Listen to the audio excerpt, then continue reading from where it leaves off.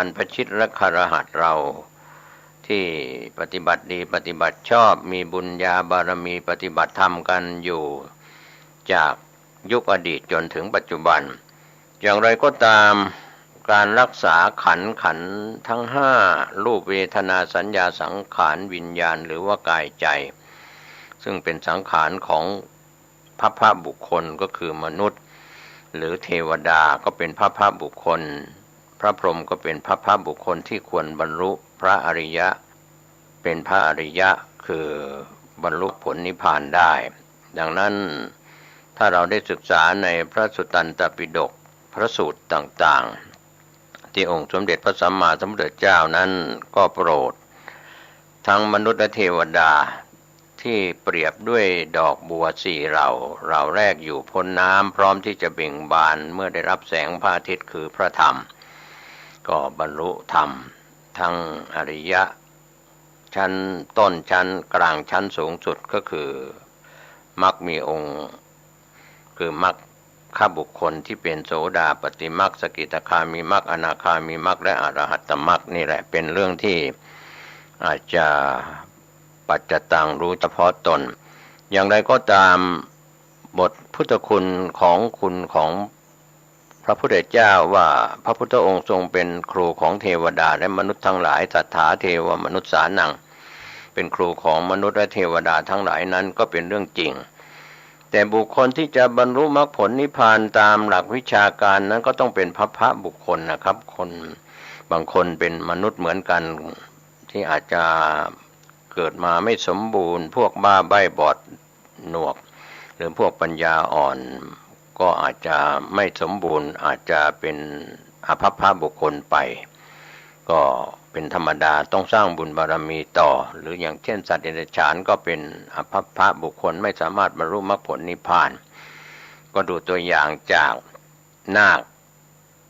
ขออภัยคือที่ขอมาเป็นนาคไม่ใช่เป็นมนุษย์ก็เป็นการที่จะขอเข้าสู่ร่มเงากาสาวพัสต์ก็ปลอมตัวมาเป็นนาคเพื่อจะขอเข้าบวชในร่มเงากาสาวพัสต์แต่อิทธิพลของนาคนั้นเมื่อนอนและหลับไปร่างที่เคยแปลงเป็นมนุษย์ก็จะกลับกลายไปเป็นนาคก็เลยฝากชื่อคำว่านาคสำหรับกุลบุตรที่จะบวชไว้ว่าเป็นนาคก่อนการบรรพชาอุปสมบทก็มีที่ไปที่มาก็พระคู่สวดก็จะถามว่ามนุษย์โสสิท่านเป็นมนุษย์หรือเพราะว่าเคยมีมนุษย์ที่เป็นนาคเป็นเทวดาปลอมมาเพื่อจะมาเข้าสู่ร่มเงากาสาวพัสต์นั้นก็คงไม่ได้มนุษย์ต้องเป็นมนุษย์จริงๆเป็นมนุษย์ที่สมบูรณ์แล้วก็ยังมีเรื่องของโรคภัยไข้เจ็บหรือสุขภาพร่างกายอย่างเช่นที่จะปฏิเสธการบรรพชาอุปสมบทกุฏถังคันโทกิราโสอะไรต่างๆซึ่งเป็นโรคที่สังคมรังเกียจในยุคสมัยอดีตก็มาถึงยุคปัจจุบันด้วยคู่สวดก็จะถามนาคที่จะเข้าสู่ร่มเงาถาม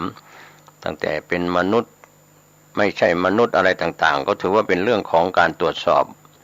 บุคลากรแต่บรรพชาเป็นสามเณรอุปสมบทเป็นพระภิกษุในทางพระพุทธศาสนาวันนี้ชวนท่านไปดูซึ่งอาจจะเป็นสิ่งที่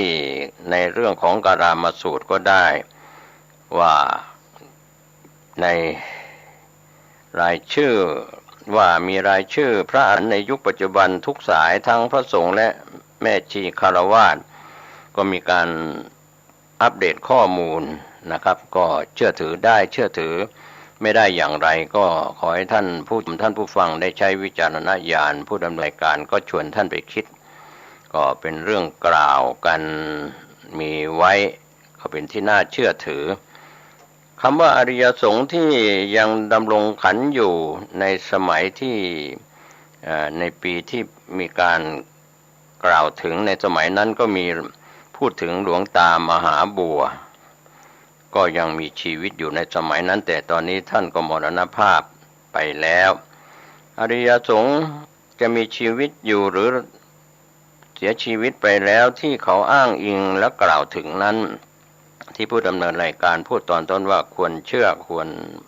เชื่อถือไม่เชื่อถืออย่างไรนั้นก็เป็นส่วนตัวของแต่ละคนท่านผู้ชมท่านผู้ฟัง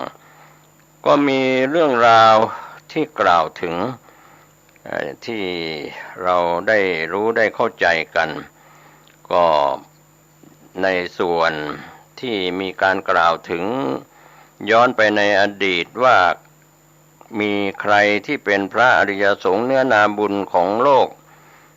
ก็มีกล่าวถึงไว้เนี่ยอย่างเช่นท่านแรกท่านอาจารย์เจี๊ยจุนโทมรณภาพแล้วอัฐิแปลเป็นพระธาตุวัดป่าภูริทัศน์ปฏิปทารามอำเภอสามโคกจังหวัดปทุมธานีอันนี้ก็ดูจากกระดูกที่เป็นพระธาตุสองหลวงปู่ลีกุศลทโรวัดภูผาแดงอำเภอหนองวัวซอจังหวัดอุดรธานีสามหลวงปู่อ่อนสาสุขขากาโรวัดป่าประชาชุมพลพัฒนารามอำเภอเมืองจังหวัดอุดรธานีสี่หลวงปู่ขานฐานวโรมรณภาพแล้วอัฐิแปลเป็นพระธาตุวัดป่าบ้านเหล่าอำเภอเวียงเชียงรุ้งจังหวัดเชียงรายห้าพระอาจารย์แบนธนากโรวัดดอยธรรมเจดีย์อำเภอโคกศรีสุพรรณจังหวัดสกลนครหกหลวงปู่หลวงกตปุญโญมรณภาพแล้วอัฐิแปลเป็นพระธาตุวัดคีรีสุบรรณพจน์วัดคีรีสุบรรณพจน์จังหวัดลำปางเจ็ดอาจารย์เหรียญวระลาโภมรณภาพแล้วยังไม่ได้ประชุมเพลิงตามข้อมูลเดิมอยู่วัดอรัญญบรรพตอำเภอศรีเชียงใหม่จังหวัดหนองคายแปดอาจารย์สมชายทิตวิริโยมรณภาพแล้วยังไม่ได้ประชุมเพลิงวัดเขาสุกิมอำเภอท่าใหม่จังหวัดจันทบุรีเก้าหลวงปู่หลอดปะโมทิโตวัดสิริกมราวาสวัดใหม่เสนานิคมเขตลาดพร้าวกรุงเทพมหานครสิบหลวงปู่มหาเนียมสุวโจวัดเจริญสมณกิจหลังศาลภูเก็ตอำเภอเมืองจังหวัดภูเก็ต11หลวงปู่มหาเจิมปัญญาพโรวัดสะมงคลอำเภอกำแพงแสนจังหวัดนครปฐม12หลวงปู่ศรีมหาวีโรวัดประชาคมวนารามอำเภอศรีสมเด็จจังหวัด101 13พระอาจารย์สายทองเตชะธรรมโมวัดป่าห้วยกุ่มใกล้เขื่อนจุราภรณ์อำเภอคอนสารจังหวัดชัยภูมิ14หลวงปู่ผานปัญญาปฏิโปวัดป่าประทีปบุญญารามอำเภออากาศอำนวยจังหวัดสกลนคร15พระอาจารย์ประสิทธิ์ปุณมากโรวัดป่าหมูใหม่อำเภอแม่แตงจังหวัดเชียงใหม่16พระอาจารย์เลี่ยมทิตธรรมโมวัดหนองป่าพงอำเภอวารินชำราบจังหวัดอุบลราชธานี17หลวงปู่ทาจารุธรรมโมวัดถ้ำทรัพย์มืดจังหวัดนครราชสีมา18พระอาจารย์เพียรวิริโยวัดป่าหนองกองอำเภอบ้านผือจังหวัดอุดรธานี19อาจารย์สายเขมาธรรมโมวัดป่าพรหมวิหารอำเภอโนนสังจังหวัดหนองบัวลำพู20พระอาจารย์เปลี่ยนปัญญาปฏิโปวัดอรัญญวิเวกอำเภอแม่แตงเชียงใหม่21หลวงปู่วิริยังสิรินทโรวัดธรรมมงคลเขตพระโขนงกรุงเทพมหานคร22อาจารย์พวงสุขินทริโยวัดศรีธรรมารามอำเภอเมืองจังหวัดยโสธร23หลวงปู่บุญเพ็งเขมาพิรัตโตวัดถ้ำกองเพนอำเภอเมืองจังหวัดหนองบัวลำพู24หลวงตาแตงอ่อนกัลยาณธรรมโมวัดป่าโชคไพศาลอำเภอวานอนนิวาสจังหวัดสกลนคร25หลวงปู่บุญนาธรรมทินโนวัดป่าโสธิผลอำเภอพันนานิคมจังหวัดสกลนคร26หลวงปู่บุญพินกตปุญโญวัดผาเทพนิมิตรอำเภอนิคมน้ำอู่นจังหวัดสกลนคร27หลวงปู่ลีทิตธรรมโมมรณภาพแล้วอัฐิแปลเป็นพระธาตุวัดเหสลึกอำเภอสว่างดินแดนจังหวัดสกลนคร28หลวงปู่แปลง สุนทโรวัดป่าอุดมสมพรอำเภอพรรณานิคมจังหวัดสกลนคร29หลวงปู่บุญจันทร์กมโรมรณภาพแล้วอธิแปลเป็นพระธาตุวัดป่าสันติกาวาสอำเภอชัยวานจังหวัดอุดรธานี30หลวงปู่จันทร์ศรีจันททีโปวัดโพสมพรอำเภอเมืองจังหวัดอุดรธานี31พระอาจารย์ท่อนยานะทโรวัดศรีอาภัยวันอำเภอเมืองจังหวัดเลย32พระอาจารย์อุ่นร่าทิตธรรมโมวัดป่าแก้วชุมพลอำเภอสว่างดินแดนจังหวัดสกลนคร33พระอาจารย์คำบ่อทิตปัญโยวัดใหม่บ้านตาลอำเภอสว่างดินแดนจังหวัดสกลนคร34พระอาจารย์อุทัยสิรินทโรวัดถ้ำพระอำเภอเซกาจังหวัดหนองคาย35หลวงปู่บุญยฤทธิ์ปันดิโตสำนักสงฆ์สวนทิพย์อำเภอปากเกร็ดจังหวัดนนทบุรี36พระอาจารย์วิไรเขมิโยวัดถ้ำพนาช้างเผือกอำเภอคอนสารจังหวัดชัยภูมิ37หลวงปู่จันทาถาวโรวัดป่าเขาน้อยอำเภอวังไซพูนจังหวัดพิจิตร38อาจารย์อ่ำธรรมกาโมวัดธุดงคสถานสันติวรยานอำเภอวังโป่งจังหวัดเพชรบูรณ์39หลวงปู่ทวินจังหวัดอุดรธานี40อาจารย์อินถวายสันตุสโกวัดป่านาคำน้อยอำเภอนายูงจังหวัดอุดรธานี41อาจารย์บรรชัยวิจิตโตวัดภูสังโฆอำเภอหนองวัวซอจังหวัดอุดรธานี42หลวงปู่มีเกล้าปมุตโตวัดดอยเทพนิมิตรวัดถ้ำเกียร์อำเภอหนองบัวซอจังหวัดอุดรธานี43อาจารย์เสนปัญญาทโรวัดหนองขออภัยวัดป่าหนองแสงอำเภอหนองบัวซอจังหวัดอุดรธานี44อาจารย์คำแพงอัตตสันโตวัดป่าหนองบัวซอวัดบุญญานุสรณ์อำเภอหนองบัวซอจังหวัดอุดรธานี45พระอาจารย์ปัญญาวัดโทมรณภาพแล้วอธิแปรเป็นพระธาตุวัดป่าบ้านตาดอำเภอเมืองจังหวัดอุดรธานี12หลวงปู่มีเกล้าปมุตโตวัดดอยเทพนิมิตรวัดถ้ำเกียร์อำเภอหนองวัวซอจังหวัดอุดรธานี43อาจารย์เสนปัญญาทโรวัดป่าหนองแสงอำเภอหนองวัวซอจังหวัดอุดรธานี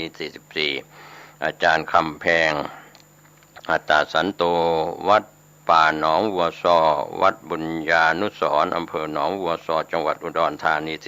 45พระอาจารย์ปัญญาวัฒโธมรณภาพแล้วอธิแปรเป็นพระธาตุวัดป่าบ้านตาดอำเภอเมืองอุดรธานี46ท่านฤาษีลิงดำพระราชพรหมยานท่านมรณภาพแล้วอธิแปรเป็นพระธาตุวัดท่าสุงจังหวัดอุทัยธานี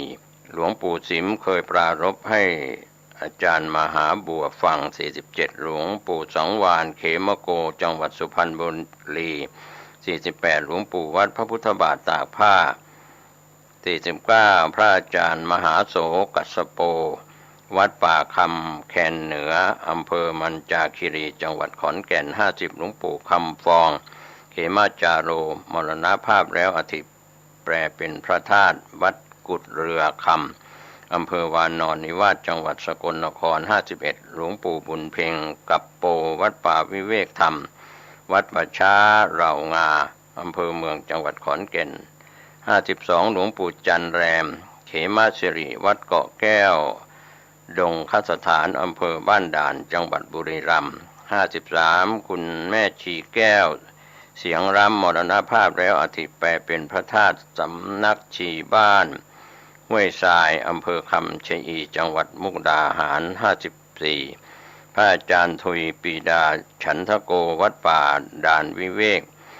อำเภอโซ่พิสัยจังหวัดหนองคาย55พระอาจารย์สวงสิริปุญโญวัดป่าศรีฐานในอำเภอป่าติ้วจังหวัดยโสธร56พระอาจารย์สาครธรรมวุฒโธวัดป่ามณีการอำเภอบางกรวยจังหวัดนนทบุรี57พระอาจารย์จันโสมกิติกาโมวัดป่านาสีดาอำเภอบ้านผือจังหวัดอุดรธานี58พระอาจารย์ แยงสุขากาโมวัดเจติยาคิรีวิหารภูทอกอำเภอศรีวิไลจังหวัดหนองคาย59หลวงปู่แฟบสุภัทโทวัดป่าดงหวายอำเภอบ้านม่วงจังหวัดสกลนคร60พระอาจารย์จันเรียนคุณวโรวัดถ้ำสหายธรรมจันนิมิตรอำเภอหนองวัวซอจังหวัดอุดรธานี61หลวงปู่ผางโกสโรวัดภูหินแตกอำเภอพันนานิคมจังหวัดสกลนคร62หลวงปู่ล่าเขมปัตโตมรณภาพแล้วอธิแปลเป็นพระธาตุวัดบนนพจน์คีรีภูจ้อก้ออำเภอหนองสูงจังหวัดมุกดาหาร63ท่านพระอาจารย์สิงห์ทองธรรมวโรมรณภาพแล้วอธิแปลเป็นพระธาตุวัดป่าแก้วชุมพลอำเภอสว่างดินแดนจังหวัดสกลนคร64หลวงปู่อ่อนศรีฐานวโรวัดถ้ำปทุนตำบลเขาไม้แก้วอำเภอบางละมุงจังหวัดชลบุรี65หลวงปู่ต้นสุทธิกาโมวัดบึงพารารามตำบลบ้านหวานอำเภอท่าบ่อจังหวัดหนองคาย66หลวงปู่สมศักดิ์ปันดิโตวัดบุรพารามวัดหลวงปู่ดุลอตุโรตำบลในเมืองอำเภอเมืองจังหวัดสุรินทร์67หลวงปู่ทองจันทสิริวัดอโศการามตำบลท้ายบ้านอำเภอเมืองจังหวัดสมุทรปราการ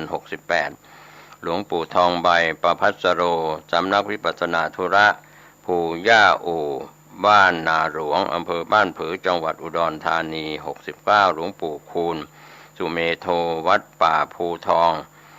ตำบลบ้านผืออำเภอบ้านผือจังหวัดอุดรธานี70พระอาจารย์ฟักสันติธรรมโมวัดพิชัยพัฒนารามวัดป่าเขาน้อย3ผานตำบลสองพี่น้องอำเภอท่าใหม่จังหวัดจันทบุรี71หลวงปู่สุทัศน์โกสโรวัดกระโจมทองตำบลวัดชรออำเภอบางกรวยจังหวัดนนทบุรี72หลวงปู่อ้ม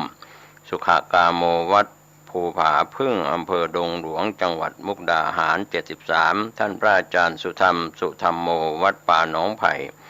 ตำบลดงมะไฟอำเภอเมืองจังหวัดสกลนคร74พระอาจารย์หลอนาถกโรวัดถ้ำอภัยดำรงธรรมวัดถ้ำพวงวัดพระอาจารย์วันอุตโมอำเภอส่องดาวจังหวัดสกลนคร75หลวงพ่อทองคำการวันโนวัดถ้ำบูชาอำเภอเซกาจังหวัดหนองคาย76หลวงปู่ธีระชิตาธรรมโมมรณภาพแล้วอธิแปลเป็นพระธาตุวัดทิพยรัตน์นิมิตรวัดป่าบ้านจิกอำเภอเมืองจังหวัดอุดรธานี80พระอาจารย์ทองอินกตปุญโญวัดป่ากุงวัดป่าประชาคมวนารามอำเภอศรีสมเด็จจังหวัด101 81หลวงปู่เผยวิริโยวัดถ้ำผาปู่ตำบลนาอ้อจังหวัดเลย82หลวงปู่คำพองขันติโกวัดป่าอัมพวันจังหวัดเลย83หลวงปู่เอาว่านเขมโกวัดป่านาคนิมิตรอำเภอโคกศรีสุพรรณจังหวัดสกลนคร84ท่านพระอาจารย์วิชัยเขมิโยวัดถ้ำผาจมจังหวัดเชียงราย85พระอาจารย์บุญทันปุณทัตโตท่านเพิ่งมรณภาพเมื่อเดือนธันวาคม2549วัดป่าสามัคคีสันติธรรมอำเภอฝางจังหวัดขอนแก่นนะครับ86หลวงปู่พิสดูธรรมจารีวัดเทพทานทองตำบลพวงอำเภอเขาคิจกูฏจังหวัดจันทบุรี87หลวงปู่เนยสมาจิตโตวัดป่าโนนแสนคำบ้านทุ่งคำตำบลเจริญศิลป์อำเภอเจริญศิลป์จังหวัดสกลนคร88หลวงปู่สังกิจโจวัดป่าพระอาจารย์ตื้ออำเภอแม่แตงจังหวัดเชียงใหม่89พระอาจารย์อุทัยธรรมวโรวัดภูย่าอู่อำเภอบ้านผือจังหวัดอุดรธานี90หลวงปู่ประสานสุมโนวัดป่าหนองไคร้ตำบลหนองหินอำเภอเมืองจังหวัดยโสธร91พระอธิการธรรมรัตโตท่านพ่อธรรมรัตน์เจ้าวาดวัดชากใหญ่จังหวัดจันทบุรีทางไปแหลมสิงห์ท่านเป็นศิษย์หลวงปู่ฟั่นสายกรรมฐาน92หลวงปู่พิสดู มธรรมจารีวัดเทพทานทองอำเภอเขาคิดจกูฏจังหวัดจันทบุรีนะครับก็เป็นส่วนที่ท่านได้กล่าวถึงก็เป็นเรื่องราวที่ควรใช้วิจารณญาณในเรื่องราวเหล่านี้ก็ถือว่าเป็นเรื่องราวเล่าต่อกันมาจากสมัยพุทธกาล 2,500 กว่าปีซึ่งมีพระอรหันต์แม้หลังพระพุทธองค์ปรินิพพานไปแล้วก็ยังมีพระอรหันต์และพุทธศาสนากำหนดตามช่วงเวลาคำสอนของพระพุทธองค์ที่ถูกกล่าวถึงเหตุการณ์ต่างๆโดยพระนางประชาบดีโคตมีได้บวชในทางพระพุทธศาสนากล่าวตอนหนึ่งว่าอานนท์ถ้ามาตุคามจะไม่ออกจากเรือนบวชเป็นบรรพชิตในธรรมวินัยที่ตถาคตประกาศไว้แล้วพรหมจรรย์จะดำรงอยู่ได้นานสัทธรรมจะดำรงอยู่ถึง 1,000 ปีแต่เพราะมาตุคามออกจากเรือนบวชเป็นบรรพชิตในธรรมวินัยที่ตถาคตประกาศไว้แล้วบัดนี้พรหมจรรย์จะดำรงอยู่ได้ไม่นานสัทธรรมจะตั้งอยู่ได้เพียง500 ปีเท่านั้นอันนี้ก็มีปรากฏอยู่ในพระไตรปิฎกเล่มที่7นะครับในภิกขุณีขันธกะปฐมวาลส่วนในชั้นอัตถกถาก็ได้อธิบายเสริมว่าสัทธรรมะจะตั้งอยู่ได้เพียง500 ปีก็หมายถึงถ้าให้สตรีบวชโดยไม่ได้บัญญัติคฤธรรมไว้ก่อนเวลาผ่านไป500 ปีก็จะไม่มีพระอรหันต์ผู้บรรลุปฏิสัมภิทาแต่เมื่อบัญญัติคฤธรรมไว้ก่อนที่สตรีจะบวชในระยะเวลา 1,000 ปีก็ยังมีพระอรหันต์ผู้บรรลุปฏิสัมภิทาอยู่ผ่านไปอีก 1,000 ปีก็ยังมีพระอรหันต์สุขวิปัสสโกอยู่ผ่านไปอีก 1,000 ปีก็ยังมีพระอนาคามีอยู่ผ่านไปอีก 1,000 ปีก็ยังมีพระสกทาคามีอยู่ผ่านไปอีก 1,000 ปีก็ยังมีพระโสดาบันอยู่ก็สรุปว่าปฏิเวทสัทธรรมจะดำรงอยู่ได้ 5,000 ปีแม้พระปริยัติธรรมก็ยังดำรงอยู่ได้ 5,000 ปีเพราะปริยัติกับปฏิเวทต่างเกื้อกูลกันนะครับก็เป็นเรื่องราวชวนให้คิดในเรื่องราวเหล่านี้ก็ถือว่าที่ผู้ดำเนินรายการนำเรื่องนี้มาเล่ามากล่าวก็ให้ท่านทั้งหลายได้มองเห็นว่าทางสายเอกที่พระพุทธองค์ทรงแสดงไว้ในธรรมจักรกับปวัตตนสูตรที่ป่าอิสิปตนมฤคทายวันแสดงธรรมโปรดปัญจวัคคีย์ทั้ง5ซึ่งเป็นผู้อุปถากพระพุทธองค์ก่อนที่จะตรัสรู้เป็นพระพุทธเจ้าดังนั้นวันนี้ถ้าเราได้เข้าใจในทางสายเอกก็คือการปฏิบัติกรรมฐานไม่ว่าจะเป็นสายพระป่าพระบ้านเป็นบรรพชิตหรือฆราวาสเราก็ตามที่จะต้องมีครบก็คือมีศีลมีสมาธิมีปัญญานั่นเป็นองค์ของมรรคสังคีที่จะบรรลุมรรคผลนิพพานในการผ่านวิปัสสนาญาณ16ไปตามลำดับตั้งแต่นามรูปปริเฉทญาณเป็นต้นจนถึงปัจเจเวคขณะญาณญาณที่16นั่นก็คือข้ามโคตรจากปุถุชนไปสู่อริยะส่วนจากพระโสดาบันเป็นอริยบุคคลไปแล้วก็จะท่องเที่ยวในวัฏสงสารอย่างช้า7 ชาติโกรังโกรัสสู่ตระกูลก็มีหรือ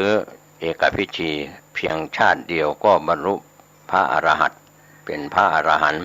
อันนี้ก็เป็นทางที่ข้ามโคตรจากปุถุชนไปแล้วก็จะเดินทางไปสู่ความเป็นพระอรหันต์นั้น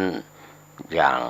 สะดวกสบายเรียกว่าเป็นเรื่องของการที่จะข้ามจากโคตรปุถุชนติดอยู่ตรงนี้ถ้าผู้ปฏิบัติธรรมวันนี้ยังไม่ผ่านญาณ16ที่เป็นการปฏิบัติวิปัสสนากรรมฐานอย่างแท้จริงก็จะไม่เข้าถึงอริยโคตรของพระอริยเจ้าก็ฝากเป็นแง่คิดเป็นธรรมสาระชวนท่านผู้ฟังผู้มีปัญญาบารมีดีอยู่แล้วชวนกันคิดชวนกันพิจารณาผมเกษตรเพชรสำริดก็เป็นส่วนหนึ่งซึ่งนำเนื้อหาเหล่านี้มาเล่ามากล่าวว่าในยุคปัจจุบันยังมีพระอรหันต์อยู่ทั้งที่เป็นแดนมนุษย์และแดนอมนุษย์เทวบุตรเทวดาอินพรหมยมยักษ์ทั้งหลายที่เป็นพระบุคคลก็ขอให้เราได้เข้าสู่เส้นทางความเป็นพระอริยเจ้าบรรลุมรรคผลนิพพานทุกรูปทุกนามทั้งชาตินี้และชาติหน้าสวัสดีครับญาติโยม ท่านผู้ฟังทั้งหลายทุกท่านทุกหลายทุกท่านทุกคนอาตมาภาพตุเจ้าวัดหนองตองห่างดงจังหวัดเชียงใหม่ได้นำเอารายการปกิณกะแห่งธรรมะ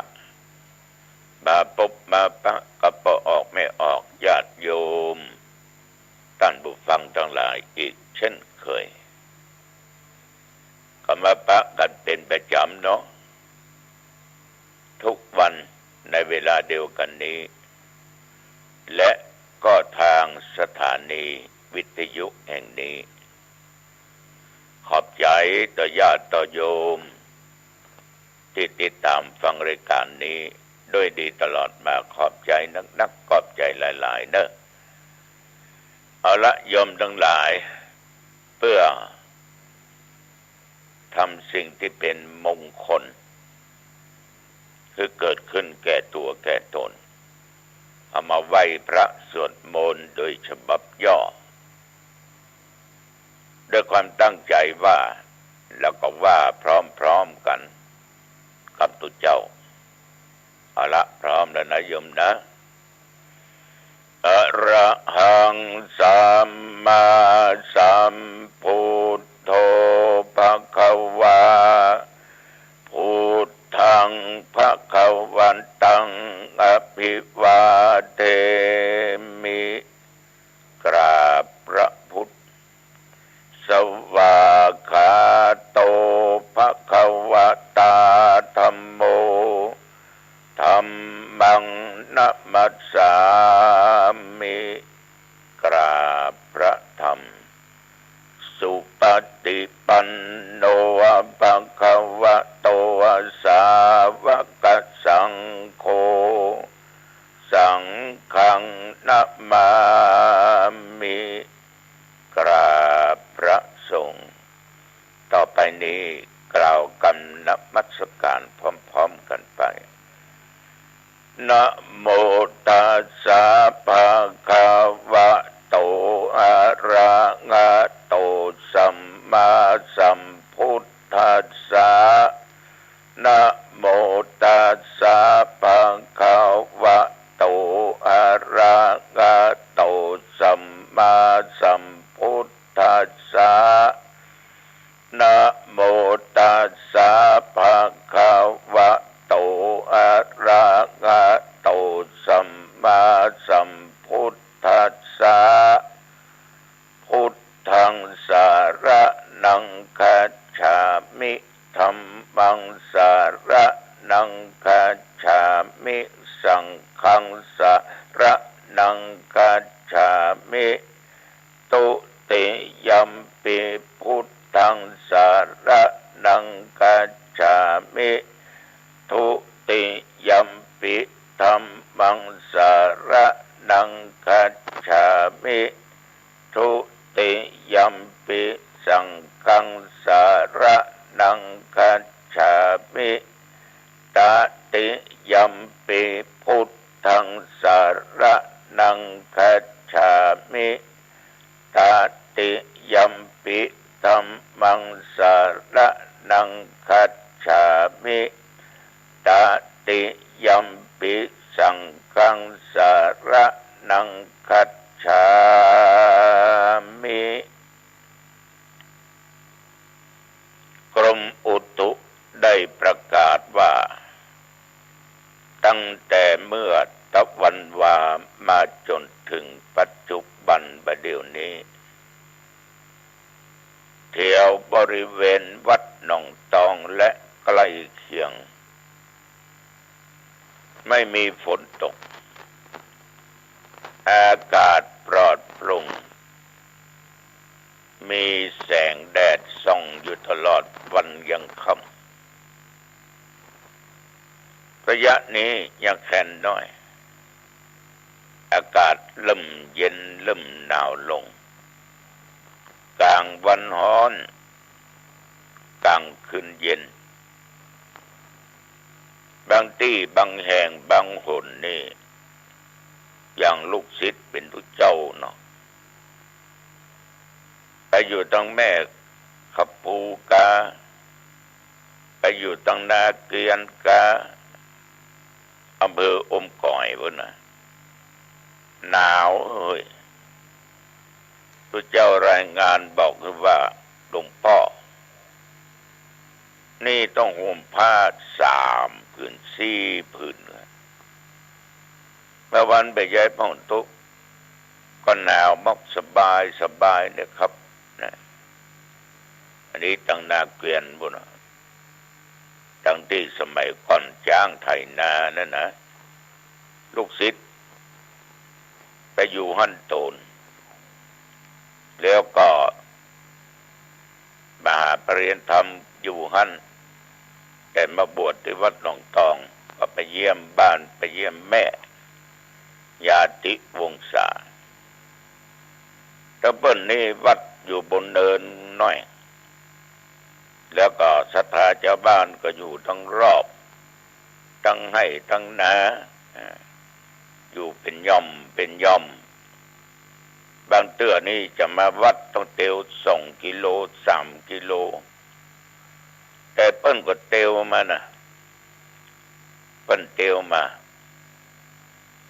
ทำวัดสวดมนต์เย็นกันภาวนากันวันศีลวันธรรมก็มากันนักทำบุญตักบาตรฟังเทศน์เป็นตาลแบบปุ๋ยสลากหรอกพอถ่ายภาพมือพอเป็นแห่ต้นปุ๋ยสลากโดยก็เรียกว่าพี่น้องเจ้าเขาเจ้าบุญทั้งหลายที่ลาบสุ่งเปิ้นก็บัดทิ้งบุญบัดละบุญนะอีกตนหนึ่งก็ไปแปลงอาสมหยุดว่าที่ตำบลบ่อเกี้ยวปะอากาศก็เย็นประเดี๋ยวนี้ขึ้นลงตุเจ้าวันนี้จะลงมาละอากาศก็เย็นเมื่อคืนนี้ห่มผ้า2-3 ผืนเมื่อวันก็ยังเย็นซะหน่อยก็ออกไม่ออกญาติโยมที่ไหนมีป่าที่ไหนที่มีน้ำอากาศจะเปลี่ยนแปลงได้บ่อยเย็นได้บ่อยเงานี่เหลียวซ้ายแลขวาก็ยังบ้าแต่น้ำก็ค่ำมีต้นไม้ใหญ่ๆก็เกือบบ่มีกัดตึกรามบ้านจ้องมีกะคอนกรีตเนาะ ฉะนั้นเรื่องอากาศเรื่องฟ้าเรื่องฝนก็เลยแตกต่างกันไปพี่น้องญาติโยมท่านผู้ฟังแต่ว่านี่ก็กินข้าวง่ายแล้วก็ดูศรัทธาขัดราชวัดเดินนี้เป็นแน่นอนที่ในวัดใหญ่วัดเก่าวัดเดิมมาร่วมกันจักตอกกาแต่งเสาที่จะติดกลมแขวนกาปูจากลมแขวนติดเข้าประตูวัดบางวัดนี่เต็มหมดถ้าเป็นแสนแก่นนี่ก็เพราะละปูนบนเนาะก็ไม่ออกญาติโยมนอกจากนั้นก็ไปดูที่แปลงที่ศึกษาธรรมปฏิบัติธรรมเดี๋ยวมุงหลังคาเรียบร้อยละย่ำได้ใส่หลังจองเถอะหน้าจั่วย่ำได้ตีเถอะหลังคามุงละเน้นกาตุกาศรัทธาพี่น้องช่วยกันล้างดินเพราะคราวที่แล้วฝนมันตกหนักน้ำก็เลยมาท่วมดินไปหน่อยก็ทำมือขี้เปอะก็อยากเยื่อติดดินก็จำเป็นต้องล้างใหม่ละ3 วันจนจะเรียบร้อยแล้วก็มุงหลังคาเรียบร้อยศาลาเสดินคู่บิดไป2 แผ่นนี้ก็ วันนี้จำเป็นต้องไปซื้อซ่อมนะก็เรียกว่าศาลานั้นก็ใกล้จะเสร็จแต่ยังได้ปูพื้นเถอะจะติดไฟฟ้าเนอะไผ่ค่าทำบุญเรื่องติดไฟฟ้าก็เจิญเนอะ ติดไฟฟ้าที่ในศาลานะแล้วก็ทางเดินก็ถึงหมดนั่นก็เป็นเงินหลายหมื่นอยู่ครับประมาณ20,000 กว่านี่นะติดแสงสว่างสวัยเนาะก็บอกไปเนาะเติมมีญาติโยมเปิ้นกระตานของแจ้งเนาะแม่นกาดอบัดดินก็มืดตึ๊บตื่อกับไปอยู่ได้เดี๋ยวมาหันเดี๋ยวเป็นนี่ก็ลำบากฉะนั้นต้องมีแสงสว่างต้องมีทั้งแสงสว่างภายนอกต้องมีแสงสว่างทั้งภายในบางคนมีก็แสงสว่างภายนอกภายในบ่มีเฮ้ยมืดตึ๊บตื่อมืดมาก็มืดไปเพราะทำแต่บาปทำแต่กรรมแบบว่าจะผิดศีลจะผิดธรรมว่าศีลศีล8ธรรมะมีในตัวในจิตมันก็เลยมืดบอดมืดตันพิงแต่บางท่านตั้งนอกก็ยังช่วยเหลือสังคมอยู่ก็พอมีแสงสว่างตั้งนอกซะหน่อยมันเหมาะต้องหมดจดตึงต่างในต้านจิตใจตั้งนอกก็มีแสงสว่างจ้าสามารถกำจัดความมืดตั้งในนี้กำจัดความมืดคือศีลกับธรรมมีการนึกตานรักษาศีลฟังเทศน์ฟังธรรมเจริญเมตตาภาวนาตั้งนอกก็มีการชุดตะเกียงกับไฟฟ้าการเตียนการอย่างที่หันประเดี๋ยวนี้ต้องการไฟเพราะจะต้องติดหลายจุดหลายอย่างไอจะมีแสงสว่างถึงตั้งนอกถึงตั้งในก็เจิญเนอป้าออกไม่ออกญาติโยมท่านผู้ฟังความสามัคคีมีน้ำใจอยู่ที่ใดความสำเร็จเกิดขึ้นที่หั่นพ่อเขาซอยดินล้างดินนี่นะสมณเณรโรงเรียนบ่เข้าไปจ้อยครับพอออกไม่ออก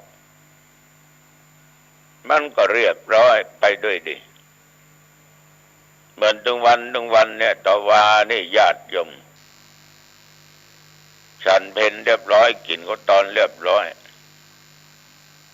ท่านเจ้าคุณสิงหะพระอาจารย์เนี่ยรองเจ้าคณะจังหวัดเชียงใหม่ตัวต้านไปร่วมงานกฐินที่วัดดอยม่อนฤาษีพอมีเจ้าพระคุณสมเด็จวัดเจตุพลเพิ่นมาเป็นเก้าเป็นประธานท่านเจ้าคุณรองจังหวัดฐานะเป็นเจ้าของท้องที่ต้องไปต้อนรับไปจัดสถานที่มันเหมาะมันปึงมันควรบุญเพิ่นตามกฐิน300 วัดนะตัวจังหวัดเชียงใหม่300 วัดเพิ่นมีอย่างเอี้ยกู้ปีเว้นปีโควิดอย่างเดียวก็ออกไม่ออกญาติโยมทั้งหลายท่านเจ้าคุณก็โทรว่าหลวงพ่อจะไปวัดเทพกุญชรหนองจางกี่โมงก็ว่าบ่ายโมงเนี่ยกันกันเดี๋ยวผมจะไปแวะไปตัวหลวงพ่อเนิ่นก็ประมาณบ่ายโมงก็พากันออกเดินทางจากวัดหนองตองไปวัดหนองจางกำลังหันศรัทธาญาติโยมแห่องค์กฐินกันเอาก็รถไปจอดตั้งหลังที่เพิ่นแห่เพิ่นก็มีการฟ้อนเล็บฟ้อนลำอย่างต้อนรับหันญาติโยมในตักแดดเพ่งแต่ด้วยจิตใจที่เข้มแข็ง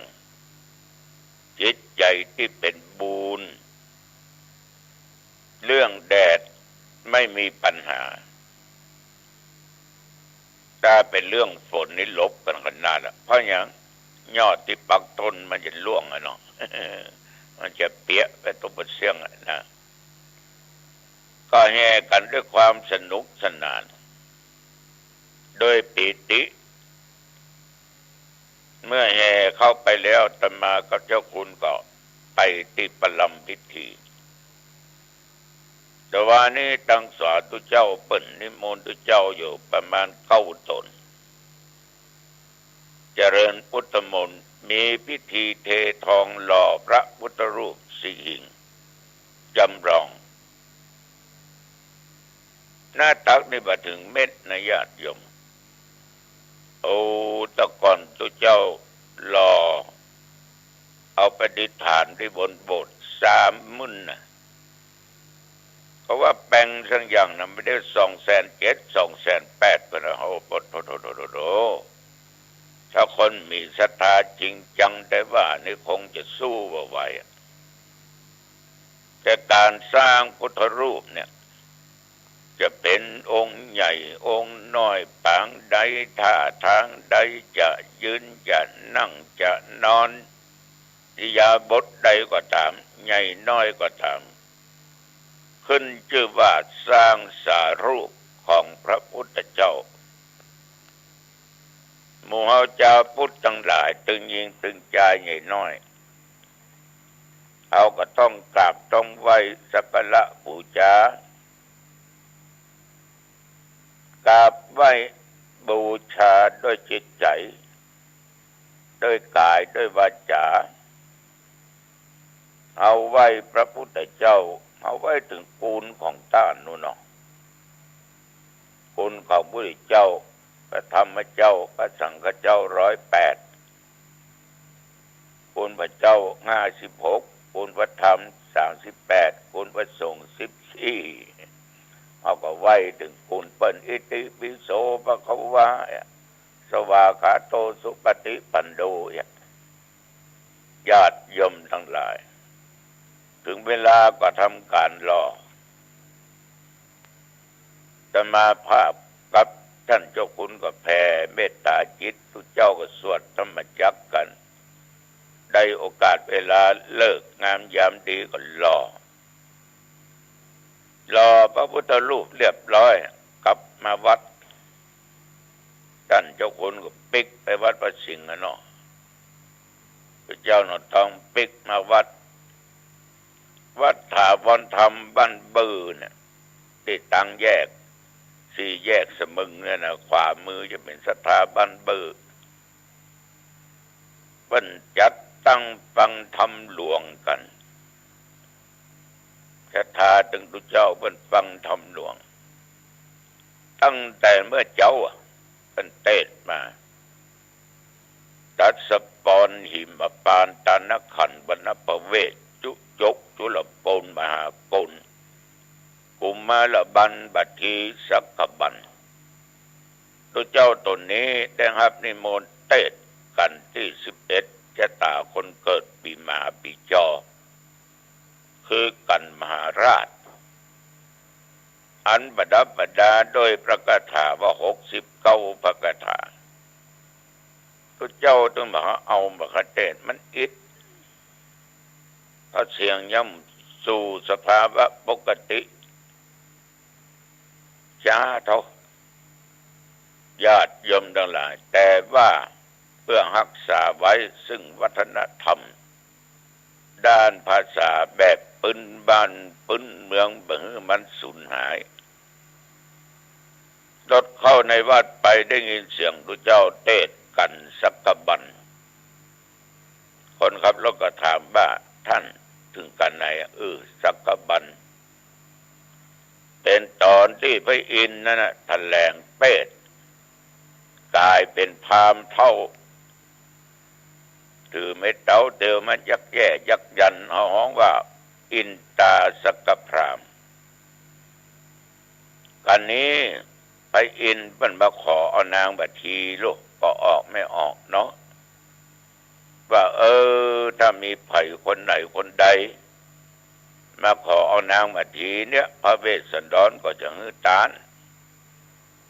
แล้วจะมีไผ่ดูแลปฏิบัติปัดปู่พระเวสสันดรบ่ได้เอาจำเป็นต้องแถลงเปตแถลงกายเป็นพราหมณ์เข้าไปขอแล้วพระเวสสันดรก็ยกเมียคือเป็นตาลนะ ยุคนางบดีคือเป็นตาลญาติโยมปดโถก็ไม่ออกเป็นตาลได้พ้อง มีทางเนาะนอกจากยมประจายจังเมาเหล้าก็ขี้ขานมันยะการก็ได้ก็กินเอวโยมแม่บ้านเนี่ยไปบวชเนี่ยไปบวชอยู่วัดอยู่บ้านอย่าขี้ขานเนี่ยคนเฮาอยู่ด้วยกันบัญญัติการบัญญัติงานนี่นะได้ก็กินเมียก็เบื่อมึงกันลูกเมียได้ก็เอวก็เล่นผัวมันก็เบื่อมึงกันลูกเนาะมันสร้างอนาคตช่วยกันลูกไปมีความสุขได้จังแต่นี้ไปยังอันนะพระเวสสันดรก็คือตาดังบัตีแกอินตาสกพามเรียบร้อยแล้วก็เอาส่งขึ้นนะในการเสริมสร้างบารมีแก่กล้าจะได้ตัดพญาสัพพัญโยเป็นพุทธเจ้าคนเทศจบปันจบตมาก็ขึ้นนั่งบนวิหารละพระธรรมาสมันสูงอย่าขึ้นไป2-3 ชั้นก็ว่าโอ้ตุเจ้าเห็นตุลุงจะขึ้นลำบากนะแต่ขึ้นได้เขาเอาธรรมาสต่ำมาตึมได้ใส่กาบอย่างเพราะว่าเสียงมันยังมาเตือเต้าใหม่ๆในสัก2-3 ใบในต่อพดกะนอดแต่ด้วยความพยายามอุตสาหะวิริยะงานบางอย่างในญาติโยมเอาจะไปท้อแท้จะไปปฏิเสธไม่ได้ทำต้องทำอาตมาภาพแต่ก่อนนี้ครูบาล่าวัดปลานอำเภอสันทรายเนาะจะมาปนิมนต์เทศทำนครโอ้มันเจ็บคอมันเป็นวัดเสียงดักขมออกไปถึงวัดปลานก็ขอคืนกับครูบานะครูบาว่าท่านเมื่อถึงเวลาแล้วต้องสู้จะไปท้อแท้จะไปยอมการเทศไปอย่างใดจังมันพอถึงฟังหูครูบาถึงมันยอมเมื่อคืนขึ้นนั่งบนธรรมบาทอาจารย์ราตนาปบคือกราบและคำพดเทศทำเนี่ยไปดีกว่าลงมาครูบาว่าเนี่ยเราฮักจะทำการงานอย่างเมื่อเจออุปสรรคปัญหาบอกให้เปิ้นหูแต่ต้องทำจะไปยอมการไปโดนนอกกลางคันว่าเอาอันนี้ก็เริ่มเทศนะโมกับโปติสัตตูไปในที่สุดญาติโยมตอนต้นมันลึงปัดส่งปัดเซ็งตอนกลางมันก็ดีมันกำน้อยเนาะตอนปลายก็ดีคะแนน10ตัวเก่านี่ตะวานี่ตอนต้นนี่กึ่งต่อกึ่งมาตอนกลางเนี่ยขึ้นมา7 คะแนนตอนใกล้จะจบได้8 คะแนนวิทย์ไป2 คะแนน คือคะแนนตัวเก่าใช้เวลาเทศเกือบชั่วโมงฉะนั้นญาติโยมท่านผู้ฟังทั้งหลายนี่คือการงานนี่คือหน้าที่อย่าไปท้อแท้ญาติโยมจะทำการทำงานบอกว่าการค้าการขายการปลูกการฝังทำงานเป็นข้าราชการเป็นในตำแหน่งนั้นตำแหน่งนี้การอยู่บ้านอยู่จ้องทำการงานใดๆก็ตามขอให้ใจฮักขอมีความตั้งใจมีปัญหาแก้ไขไปแล้วมันก็จะสำเร็จผลอันนี้ตุเจ้าก็ขอฝากไว้กับญาติกับโยมเนออย่าไปลืมเนอที่5 ถึง 6 พฤศจิกายนนะวันที่5จะเทศทำกันมาที่สัก6 โมงเย็นเนี่ยอบรมสมโภชองค์กฐินอบรมสมโภชพุทธรูปเจ้าหินทราย ให้สมปรารถนาที่เพิ่นมาตานฮื้ออันนั้นก็ชาวบ้านก็จะมีโคมลอยก็จะมีโคมแขวนก็จะมีกระทงก็สุดแต่เขาจะฟ้อนจะล้ำก็สุดแต่เขาวันที่6สืบเจตาจบเรียบร้อยตานองค์พระกฐินถวายวัตถุปัจจัยทายธรรมแด่พระสงฆ์พระสงฆ์หือปอนเสร็จพิธีก็เลี้ยงเขาตอนถึงผู้เจ้าถึงคนบ้าน มีเวลาว่างสร้างบารมีร่วมกันเนอะเอาละวันนี้อายุวันโนสุขังพลังจงบังเกิดแก่ท่านผู้ฟังทุกท่านทุกคนพบกันใหม่โอกาสหน้าเจริญพรข่าวสารเพื่อการประชาสัมพันธ์ขอเชิญชวนผู้ใจบุญใจกุศลร่วมทอดกฐินสามัคคีร่วมสืบชะตาหลวงณวิหารพระเจ้าตาเขียวณวัดบ้านเหล่าพระเจ้าตาเขียวตำบลบ้านเรือนอำเภอป่าซางจังหวัดลำพูนตรงกับวันอาทิตย์ที่6พฤศจิกายนพุทธศักราช2565เวลา 9:19 น.เป็นต้นไปรายได้จากการทำบุญทอดกฐินสมทบทุนสร้างศาลาเก็บพัสดุและพัฒนาห้องสุขาเชิญบริจาคผ่านธนาคารออมสินพัฒนาวัดบ้านเหล่าเลขที่บัญชี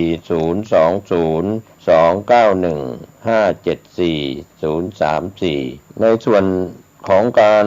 รวบรวมสมทบทุนพิมพ์หนังสือศาสนบุคคลสำคัญล้านนาและตำนานพระเจ้าตาเขียวก็สามารถร่วมบริจาคผ่านธนาคารกรุงไทยพระครูภาวนาโสภิตเลขที่บัญชี511171433ก็เป็นส่วนงานบุญงานกุศลสอบถามรายละเอียดเพิ่มเติมได้ที่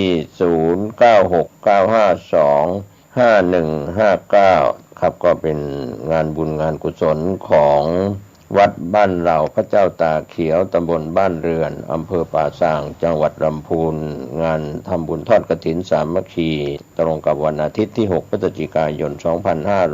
2565เวลา 9 นาฬิกาเป็นต้นไปเชิญท่านร่วมงานนี้โดยพร้อมเพรียงกันขอเชิญชวนผู้ใจบุญร่วมทำบุญทอดกฐินสามัคคีประจำปี2565โดยเจ้าพระคุณสมเด็จพระมหาวีระวงศ์เลขานุการสมเด็จพระสังฆราชกรรมการมหาเถรสมาคมโปรดประทานผ้าไตรกฐินให้คุณบุญชัยมาบุญศักดิ์สิทธิ์ที่ปรึกษาพิเศษหัวหน้านายทหารฝ่ายเสนาธิการประจำปลัดกระทรวงกลาโหมนายธนวัฒน์นางทัตพิชาสุสิงห์คำร่วมกับศรัทธาสาธุชนทั้งหลายน้อมนำผ้ากฐินถวายกับพระสงฆ์ที่จำพรรษาท่วนไตรมาสของวัดวังสิงห์คำตำบลป่าแดดอำเภอเมืองเชียงใหม่จังหวัดเชียงใหม่วันอาทิตย์ที่6พฤศจิกายนพุทธศักราช2565เวลา 14 นาฬิกาขอเชิญชวนสาธุชนทั้งหลายร่วมทำบุญทอดกฐินสามัคคีในคราวครั้งนี้โดยพร้อมเพรียงกันข่าวสารเพื่อการประชาสัมพันธ์ขอเชิญชวนศรัทธานักศีลนักบุญทั้งหลายร่วมงานทำบุญทอดกฐินสามัคคีของวัดร้องอ้อตำบลสันพิเชื่ออำเภอเมืองจังหวัดเชียงใหม่ตรงกับวันอาทิตย์ที่6พฤศจิกายนพุทธศักราช2565ขึ้น13ค่ำเดือนยี่ทอดถวายกับพระสงฆ์ที่จำพรรษาท่วนไตรมาสของวัดร้องอ้อเวลา 9:30 น.เป็นต้นไปขอเชิญชวนร่วมงานบุญกฐินสามัคคีของวัดร้องอ้อตำบลสันพิเชื่ออำเภอเมืองเชียงใหม่จังหวัดเชียงใหม่ตรงกับวันอาทิตย์ที่6พฤศจิกายน2565ช่วงเช้า 9:30 น.ได้บุญได้กุศลโดยพร้อมเพรียงกันข่าวสารเพื่อการประชาสัมพันธ์ขอเชิญชวนผู้ใจบุญร่วมบุญจัดซื้อที่ดินถวายวัดกู่มาปินร้าง300 ปีบ้านป่าขุยหมู่ที่3ตำบลสันปูเลยอำเภอดอยสะเก็ดจังหวัดเชียงใหม่เพื่อขยายพื้นที่วัดเพิ่มขึ้นเนื่องจากวัดมีพื้นที่น้อยจะทำการสร้างเป็นศาสนสถานที่ปฏิบัติธรรมสืบสานศาสนาต่อไป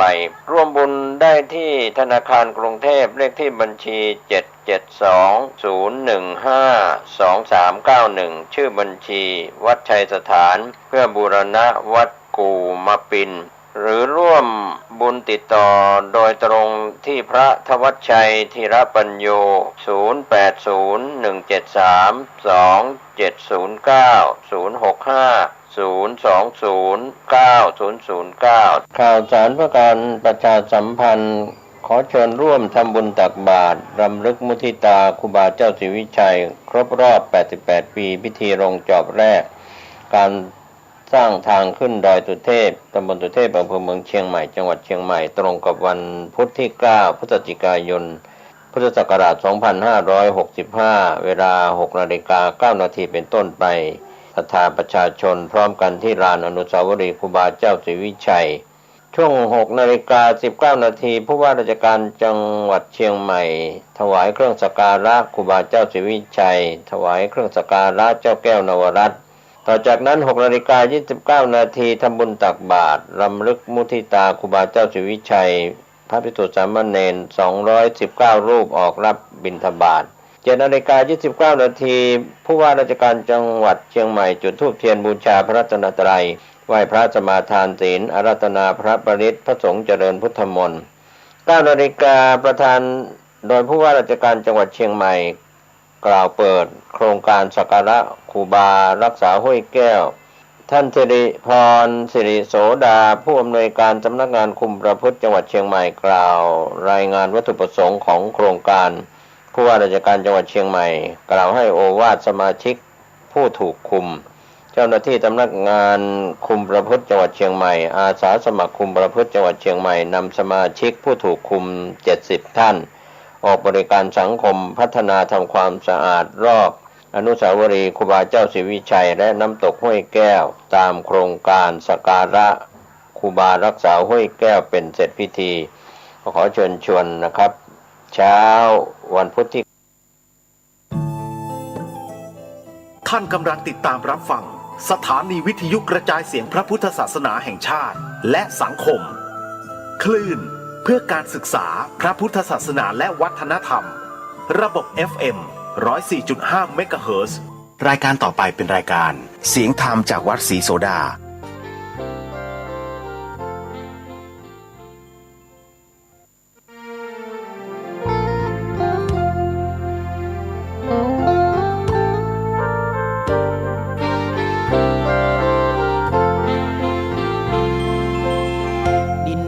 ถิ่นดงธุรกันดา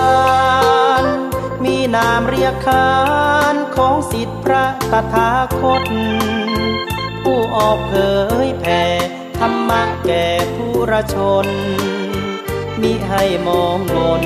ปลดทุกข์ด้วยทางธรรมธรรมจาริกธรรมจาริกธรรมจาริกถึงอยู่กลางป่าหรือว่ายอดดอยท่านไม่เคยถอยเฝ้าคอยชี้นำให้ใช้ธรรมะขององค์พระพุทธธรรมให้ใจสุขล้ำน้อมนำทำกรรมดีธรรมจาริกธรรมจาริกธรรมจาริกเร่งพัฒนาการอยู่การกิน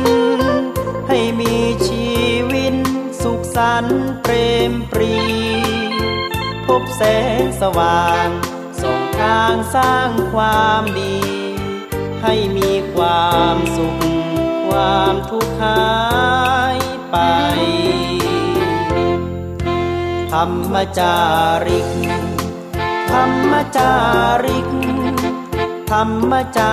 ริก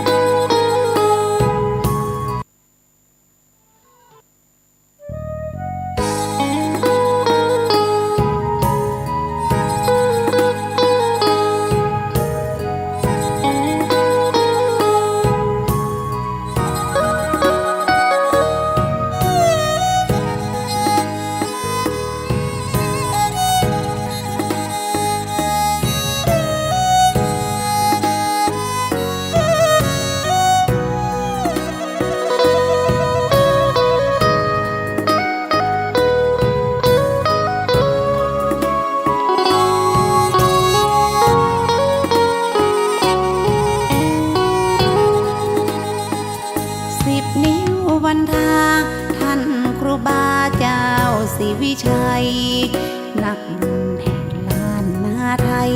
ต่างกราบไหว้เคารพบูชาท่านสร้างความดีมากมีสุดพันละนาสืบทอดพระศาสนาครูบาคือพระผู้สร้างทั่วแดนล้านนาที่ท่านครูบาเจ้าศรีวิชัยท่านได้ไปสร้างเอาไว้มากมายวัดว่าต่างๆสร้างองค์เจดีย์หลายที่ครูบาเดินทางสร้างกุฏิและพระวิหารวัดวาอารามทั่วแดนล้านนาท่านสร้างถนนขึ้นวัดโดยสุเทพเชียงใหม่ท่านสร้างโรงเรียนมากมายให้เด็กทั้งหลายได้เรียนศึกษาสร้างอนามัยคนเจ็บป่วยไข้ได้ไปพึ่งพาสร้างสะพานสัญจรไปมาผลงานครูบาเจ้าศรีวิชัยหลายครั้งหลายคราที่ท่านครูบามีมารผจญครูบาตรัสตรัสอดทนได้หลุดพ้นทุกพ้องพ้อยภัยด้วยบุญบารมีเมตตาธรรมคำจุนยิ่งใหญ่สิบนิ้วน้อมนำกราบไหว้ครูบาศรีวิชัยนักบุญล้านนา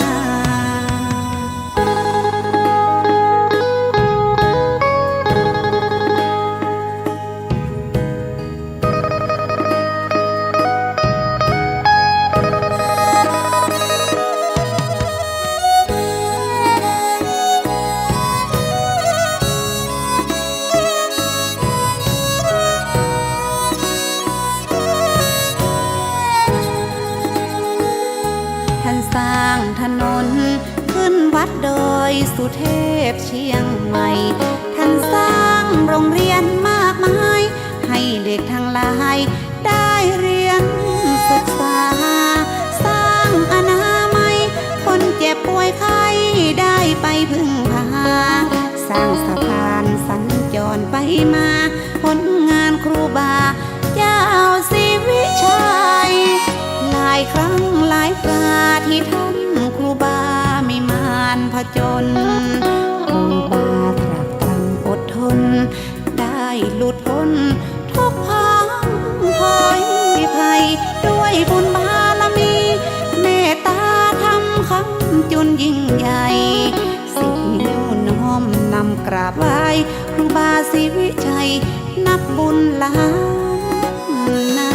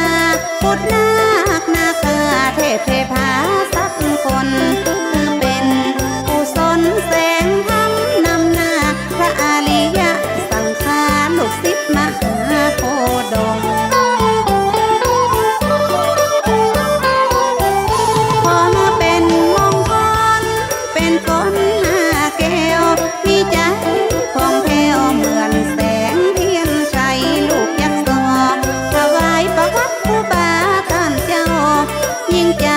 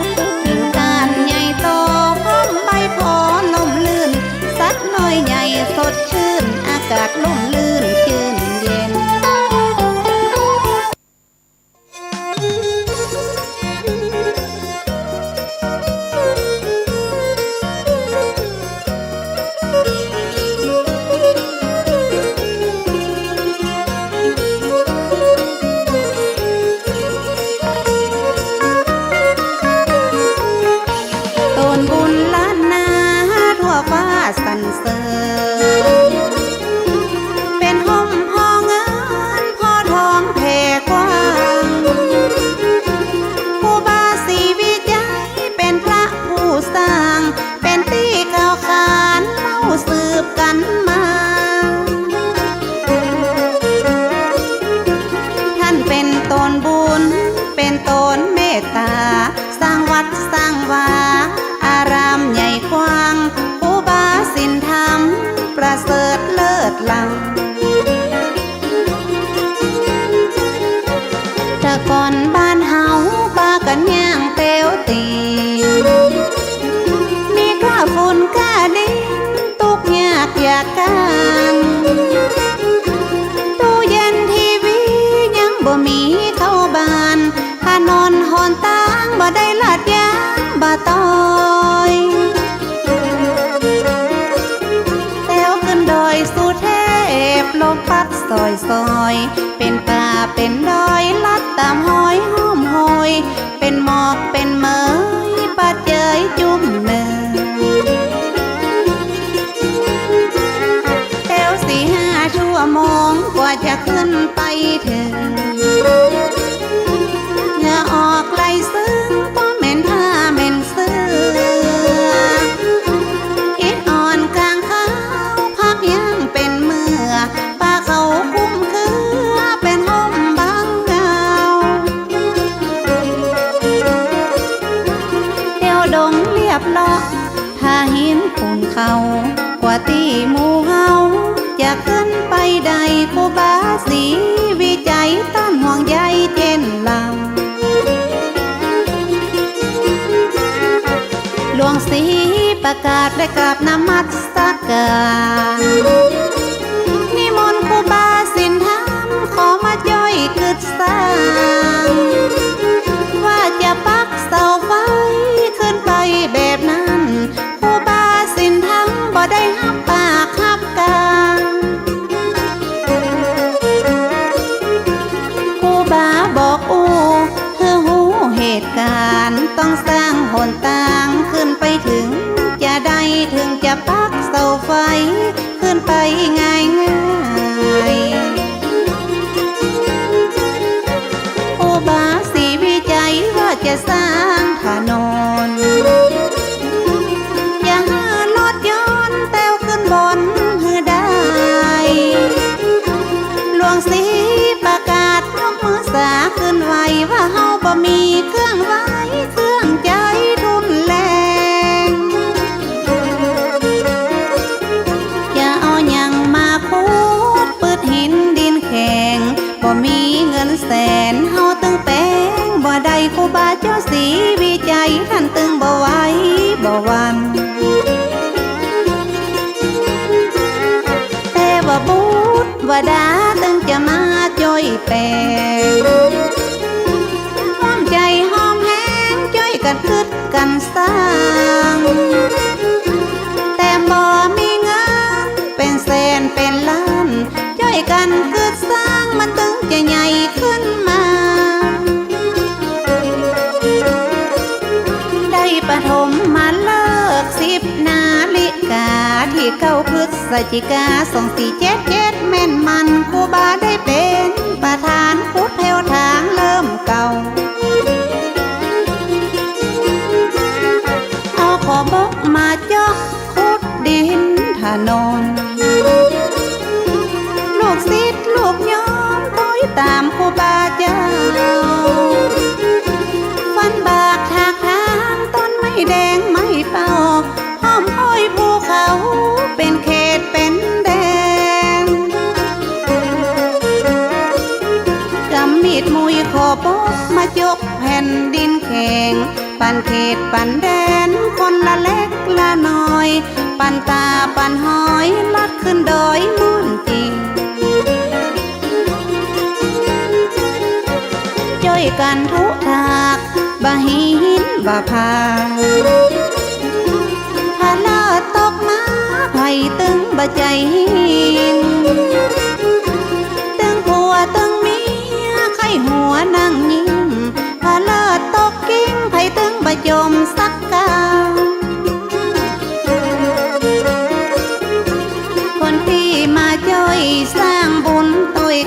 บ่หวังเงินหวังคำปิกจอมปิกบานหวังกุศลผลนำสุขบานแต่เรา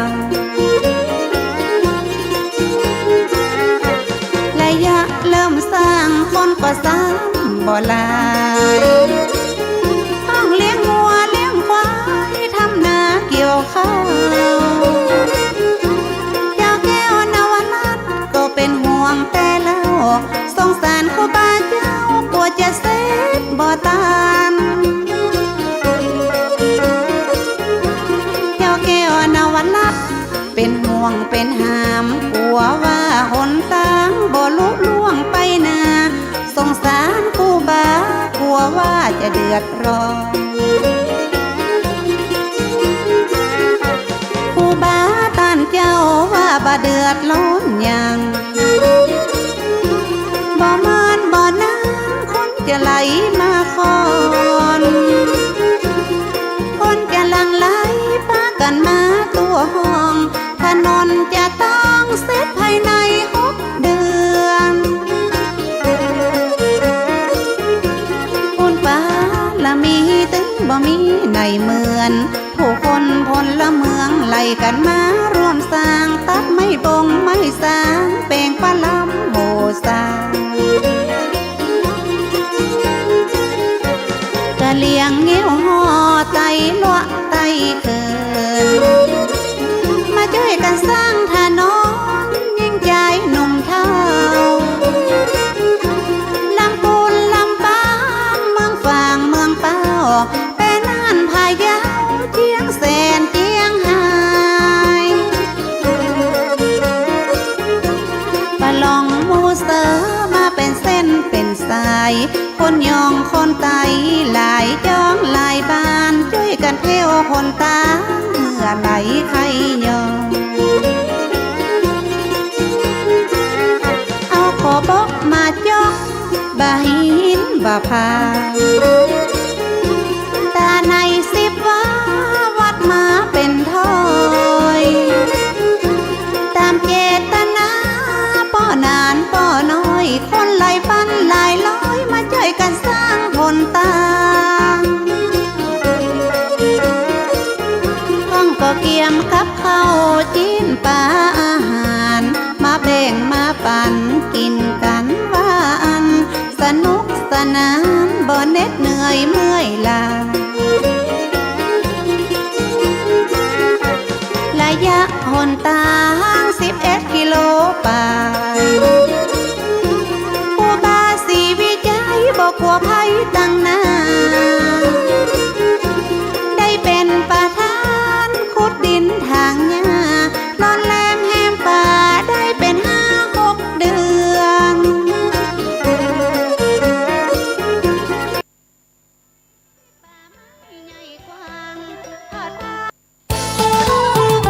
จดเขียนท่องอ่านจดใส่ใบลานท่องสู่เพียนทางเป็นถ้อยตามเจตนาป้อนานป้อน้อยคนหลายพันหลายร้อยมาช่วยกันสร้างผลตาห้องก็เกียมกับข้าวจีนปลาอาหารมาแบ่งมาปั่นกินกันว่าอันสนุกสนานบ่เหน็ดเหนื่อยเมื่อยล้า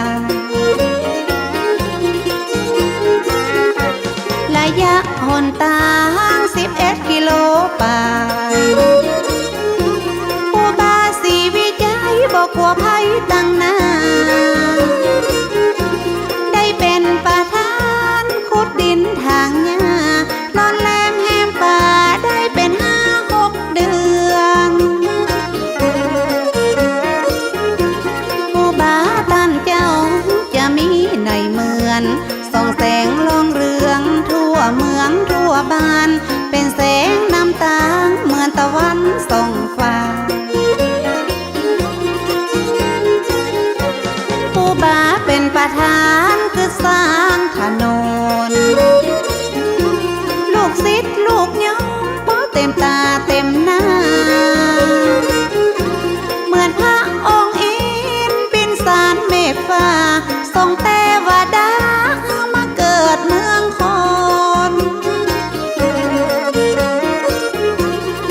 บุตรวดามาช่วยสร้างถนนก็คือทุกคนที่มาช่วยกึศสร้างเหมือนครูบาศีลธรรมท่านได้อ้างกล่าวไว้ยิ่งใจใหญ่น้อยมาช่วยกันสร้างถนนห้องมาเป็นขายย้อมจะขอบวชเฮอได้เจ้าเขาชนบทจะตุกยากไรต่างก็ยกมือไว้มาขอติดตามครูบาห้องก็ให้มาบวชเล่าเรียนศึกษาเพื่อติดตามครูบาได้ไปก่อสร้างวัดวาอารามหลายปันหลายลองแถมยังมีท่านเจ้าอภิชัยข่าวปีตอนดีองดีผิวบางห่างน้อยได้นำศรัทธาเป็นปันเป็นลอย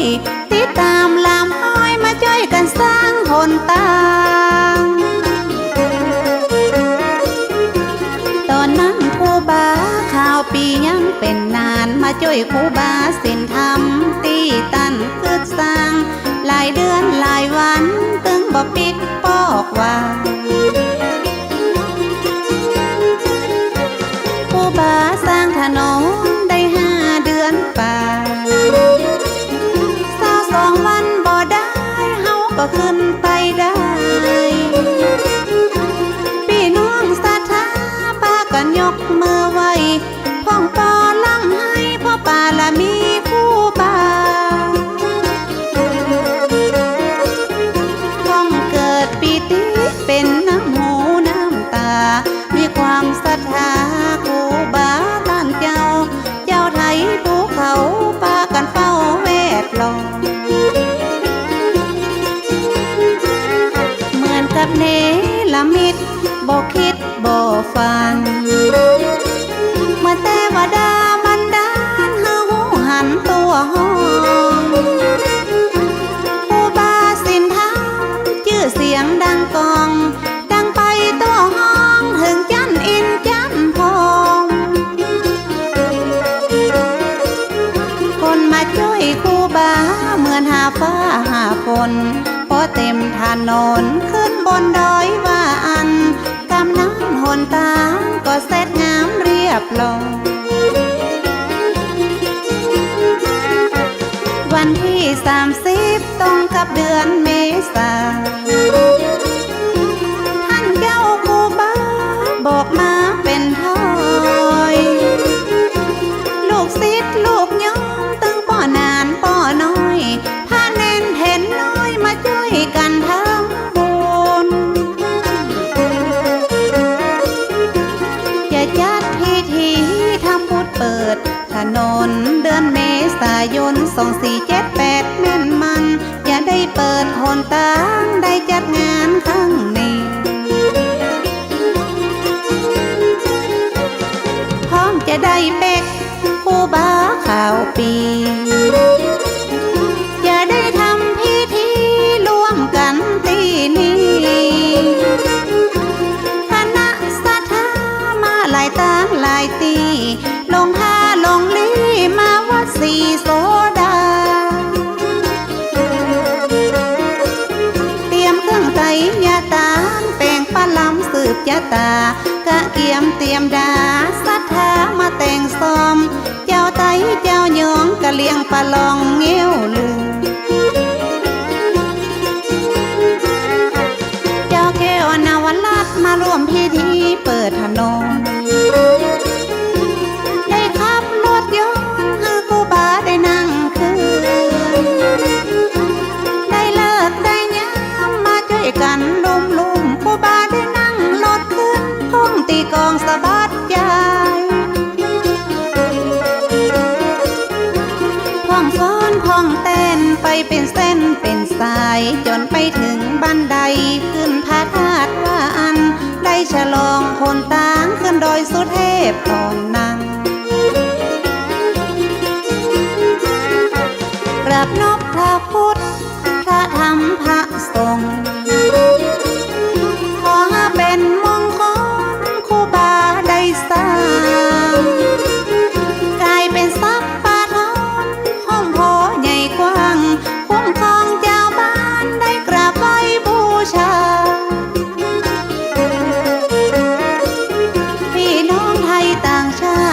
ต่างศาสนาไว้ปาละมีครูบาที่ท่านได้กึดสร้างถนนหนทางขึ้นบนดอยสุเทพ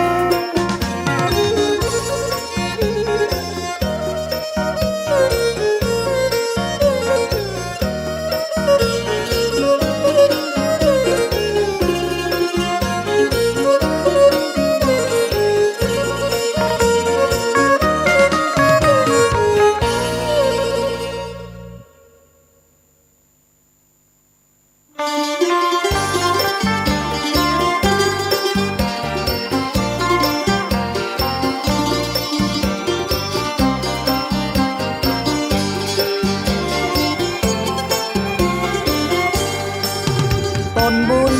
แห่งล้านนาไทยครูบาเจ้าสีวิจัยลูกขอไว้กับ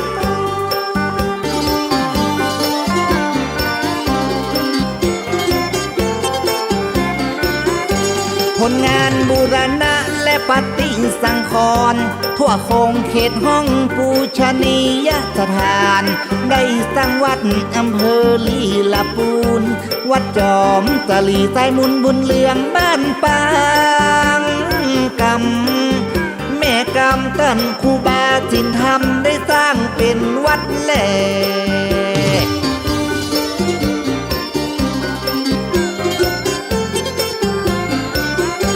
ครูบาตั้งเจ้าได้สร้างวัดสร้างวาบ่ฮือศรัทธาได้เกิดความแตกแยกวิหารล้านนาครูบาออกแบบวัดห้วยการบ้านโฮงได้ไปกึดไปก่อต้นวัดดอยก้อมบ้านโฮงละปูนวัดแม่เทยแม่ตื่นและวัดแม่ปอกครูบาสร้างวัดพระธาตุจอมสวรรค์ตำบลดงดำเขตอำเภอลี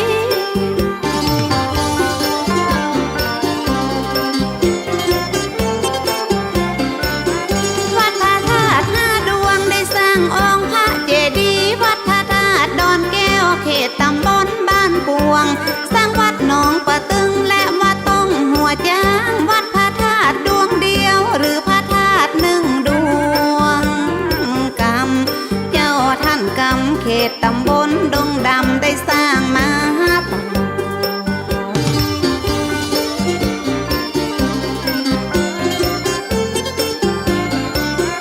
วัดพระบาทตากผ้าครูบาได้สร้างพระวิหารอำเภอป่าสังตำบลบ้านกอกวัดพระนอนม่อนแจ้งสร้างวิหารล้อมรอบตำบลบ้านกอกติดกับวัดพระบาทเยินจวนสร้างวิหารวัดป่าปูและวัดวังหลวงเจดีย์หัวขวดและพระธาตุ3 ยอดสร้างพระวิหารพระมหากระจายวิหารพระเจ้าตันใจซื้อกระเบื้องปูนไม้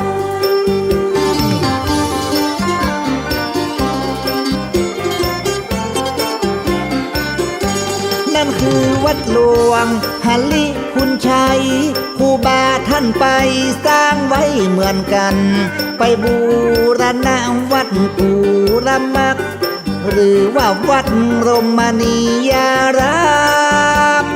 กรรมท่านกรรมไปสร้างพระวิหารวัดพระธาตุดอยเจ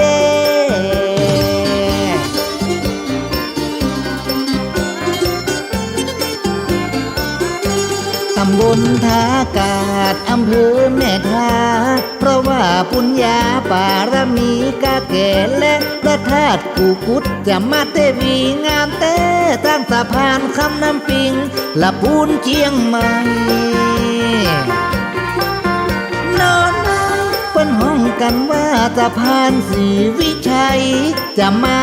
จะไปตึงสบายสะดวกได้ไปบูรณะได้ไปพัฒนา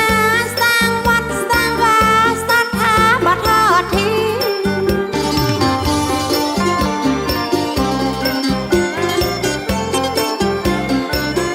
ได้ไปบูรณะที่วัดพระสิงห์ในเขตเชียงใหม่ตั้งสายใต้สายเหนือมีวัดพระสิงห์และวัดสวนดอกตำบลสุเทพเขตนครเวียงพิง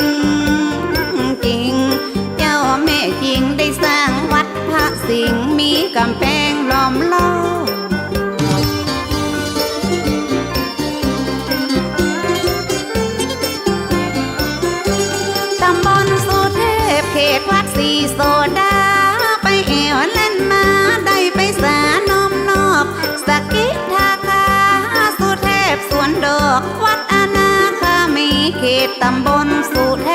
พ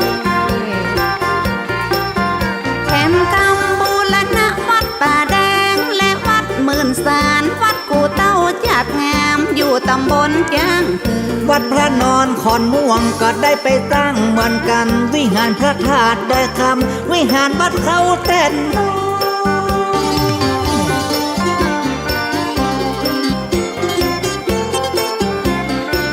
วิหารพระนอนปูคาตั้งมาก็เรียบร้อยเขตสันกำแพงพุทธแม่ลิมแม่แตงวัดพันหลังอำเภอดอยสะเก็ดพระธาตุดอยผาตั้งเขตสันกำแพงแหน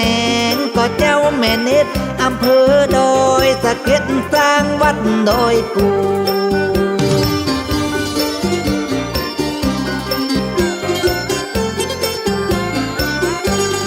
พระเจดีย์ที่วัดแม่ดอกแดงและวัดดอนเจียงจักบอกจักผู้วัดป่าจี้แม่แตงไผ่ก็ตึงหูและวัดดอนเจียงแม่แตงแหมตีแต่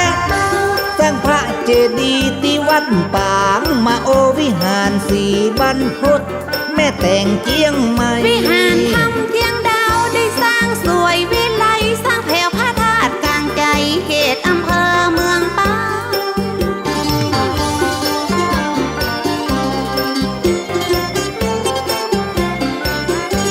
สร้างวัดม่วงนางครูบายังไปเป็นเก้าเขตอำเภอเมืองเป้าปดพระธาตุศพฟางวัดตาตอนแม่อายครูบายังไปสร้างเสร็จพระธาตุศพฟางก็เข้าเขตอำเภอป้ายนายเจ้าแม่นายวัดแม่ปิงอำเภอปายยังได้ไปสาไปกา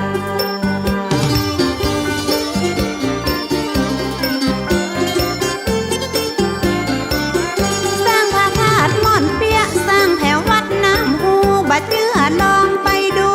งามเหลือขนาดได้สร้างวัดศพบางตาคำเด็ดขาดเขตอำเภอแม่แตงจังหวัดเชียงใหม่มงคลสร้างพระธาตุม่อนเปียอำเภอเสมิงวัดเวียงดงห่างดงตกไตเชียงใหม่กาบาดยังวีอำเภอสันปะตองเจดีย์วัดทุ่งตอมสันปะตองเอาจน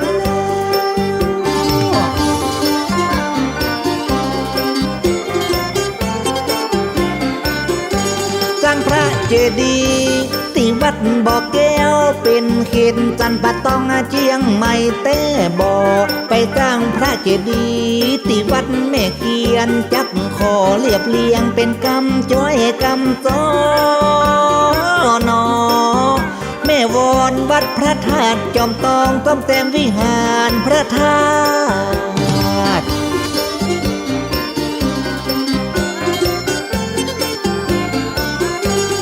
วัดบ้านกันตำบลแม่นาจรลายอิน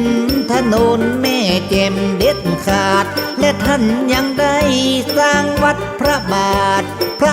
แก้วเข้าเป็นอำเภอฮอดรักป้องวัดพระบาทตะหม้อธาตุดอยเกิ้งบนดอยวัดพระธาตุแก่งต้อยทะเลสาบดอยเต่ายังไม่ละปูนพดแถวเมืองเขลานครลำปางครูบายังไปเป็นเก้า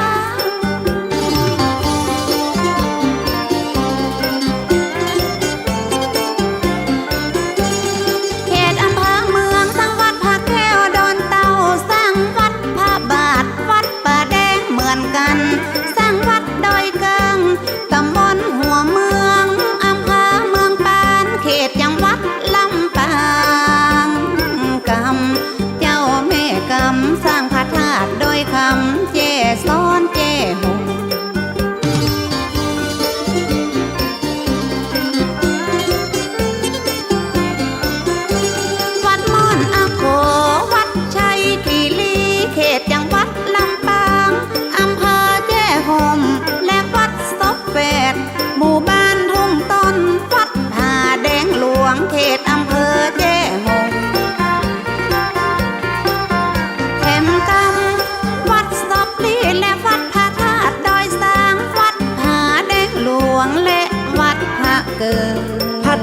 กูไก่แก้วเมืองยาวนักแก่พระธาตุม่อนไก่แจ้ม่อนไก่เคียแบบนั้น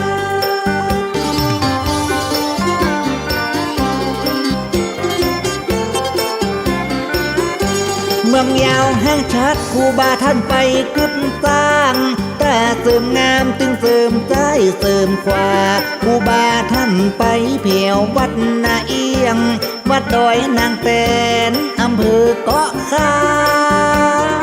นาท่านนาสร้างวัดศรีลังกา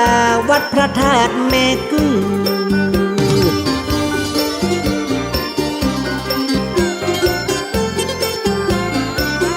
วัดพระธาตุจอมปิงอำเภอเกาะคาครูบาสร้างมาตึงบ่มีติดตึกเผยแผ่ศีลธรรมขององค์พระพุทธกายวาจาใจบริสุทธิ์พุทธพองมาและวัดปาตานเขตอำเภอเถินสร้างวัดศพเติมเมืองเถินศพป่าวัดพระเจ้าตนหลวงหรือวัดสีคมคำครูบาศีลธรรมไปแผ่วพะเยานั่งกว้าง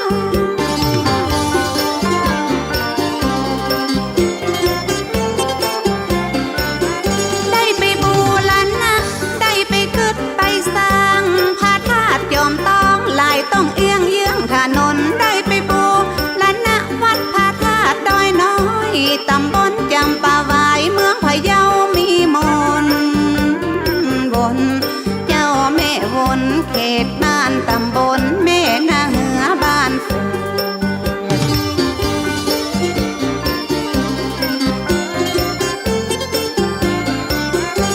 วัดศรีบุญเรืองเขตตำบลเชียงพานอำเภอเชียงคำพดดอกคำไต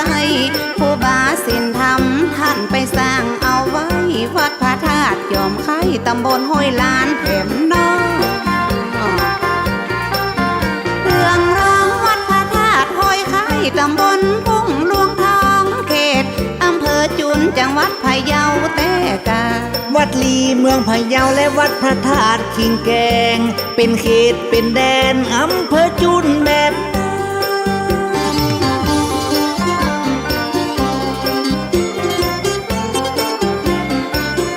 วัดพระธาตุแจ้โฮงตำบลทำดอกคำไต้ซื้อปูนซื้อไม้ของที่จำเป็นและได้ไปสร้างพระธาตุสุเปอร์ตึงงามแต่เนอเป็นตำบลดงเจนเนนแม่เย็นเมืองพะเยาห่มเย็นเจิญท่านไปเอว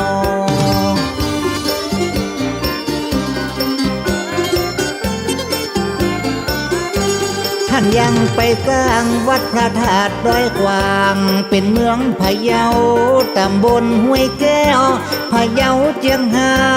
จนท่านไปเอี่ยวว่าถ้าท่านไปแล้วจะม่วนใจขนาดบำรุงไปบูรณะวัดพระธาตุดอยตุงสมเป็นตนบุญเพราะขึ้นสร้างมาตลอดสร้างวัดป่าซักอำเภอพานเจียงไฮ้พระธาตุป่าแดงเนินนายพดพระธาตุกูลา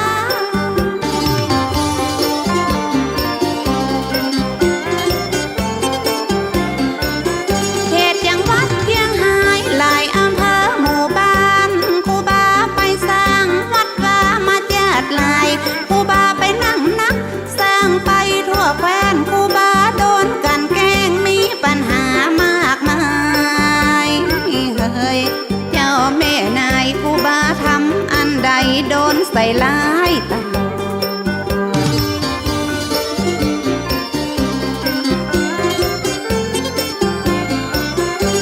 ปันว่าธรรมะย่อมชนะอาธรรมบางครั้งถูกจ้องจำกักขังไว้ในคอกครูบาศีลธรรมผจญมารตลอดป้อออกแม่ออกน้ำตาป้อหลัง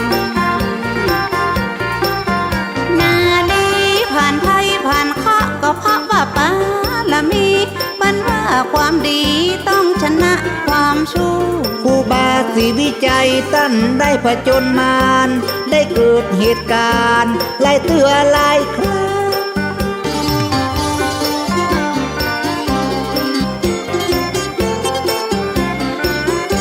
เก่าหาครั้งแรกก็ลุ่นแรงเจนลำเอารวมกันแล้วมีตึง8 ข้อหาแรกหาว่าครูบาตั้งตัวบัดใดรับอนุญาตเป็นพระอุปชฌาย์นาท่านนาเขาหาว่าครูบาลักบวชละอ่อน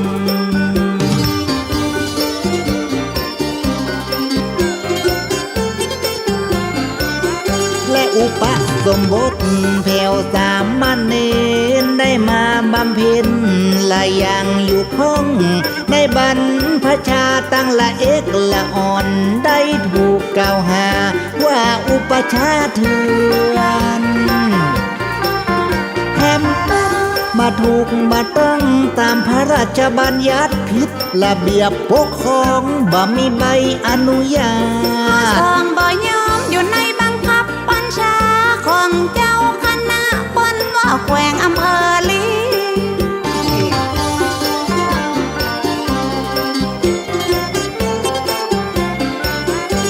ข้อหาที่3ฝ่ายบ้านเมืองอย่างอีเจ้าคณะแขวงลีเรียกเจ้าอาธิการ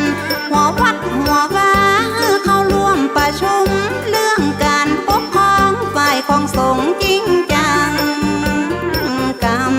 เจ้าท่านกรรมขาดกับวัดบ้านปางที่บ่ยอมเข้าร่วม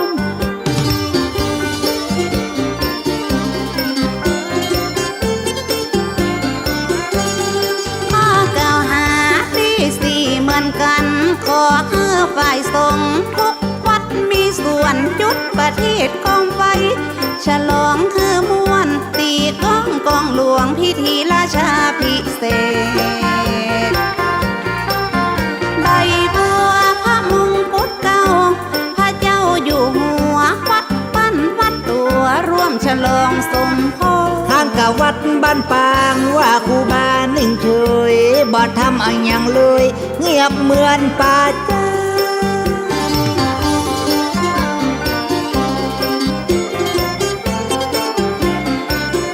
เลยตั้งข้อกล่าวหาเอาเป็นข้อที่5หาว่าครูบาท่านนั้นขัดขืนบ่ยอมเชื่อฟังตามพระราชบัญญัติเจ้าคณะแขวงลีเขตเมืองละปูนบุญแม่นาได้ขอร้องครูบาแต่ท่านบ่เชื่อสักอย่าง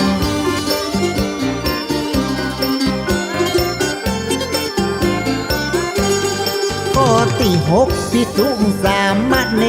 รเปิ้นฮือสำรวจว่ามีกี่ตนว่าอันกระทำบัญชีส่งชื่อมาแบบนั้นข้างกับวัดบ้านปางบ่ปฏิบัติยอมส่งข้อที่7บ่ยอมเข้าร่วมประชุมเพราะเชื่อตนบุญหลายวัดบ่ไปรวมข้อที่8อ้างเป็นตนวิเศษที่ได้เสด็จลงมาจากบนฟ้า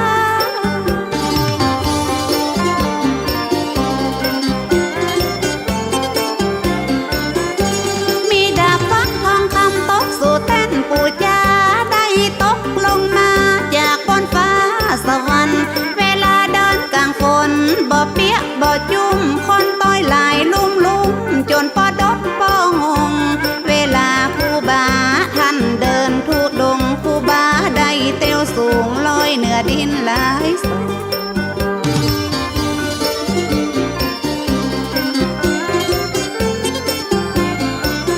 เทวบุตรเทวดาส่งมาจากสวรรค์ครูบาศีลธรรมจึงแคล้วภัยหลุดรอดมีข้อกล่าวหาจะเอาครูบาติดคอกเจ้าหน้าที่ล้อมรอบไต่สวนสืบต่อใบบัวศรัทธาหูข่าวครูบาจะโดนกักตัวตึงเมียตึงผัวน้ำตาโปลาสถานที่กักตัวคือวัดพระธาตุละปูนสงสารตนบุญครูบาท่านนี้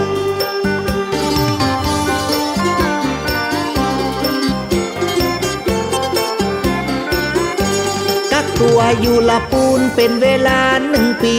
ลงท่าลงลี้เสียอกเสียใจ แล้วย้ายไปกักตัวอยู่ที่เวียงเจียงใหม่คือวัดป่าโก้ยหรือวัดสีดอนชัยนายแม่กำได้3 เดือน8 วันหูตันอยู่กับตี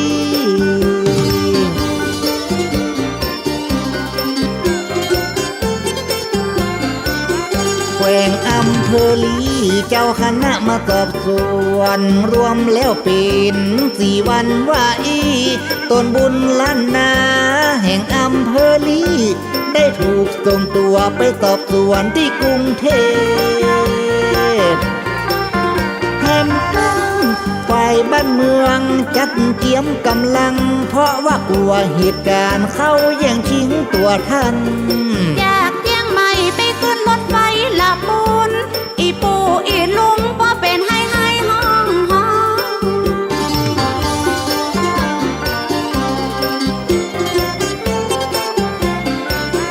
คนหลายร้อยหลายปันต่างก็มาแวดล้อมไต่ล้อไต่ยองไหลเข้ามาสน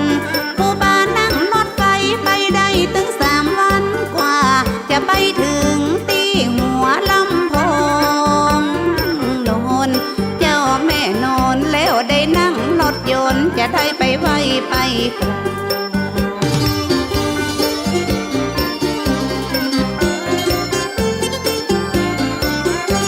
ผู้บาท่านเจ้าได้รับความเมตตา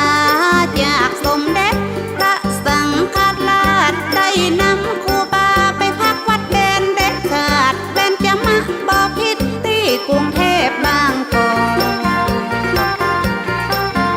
นอนายลงหนังสือพิมพ์ชื่อบางกอกไทยครูบาศรีวิชัยไล่ดังไปทั่วประเทศคณะกรรมการได้สอบสวนข้อหาว่าท่านครูบาโปนความผิดใส่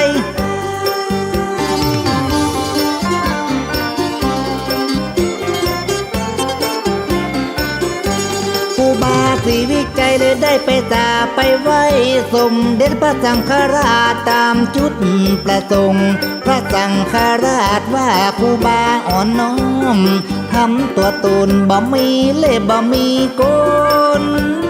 วนเจ้าแม่วนว่าท่านทำตัวตนบ่ปิดบังสักอย่าง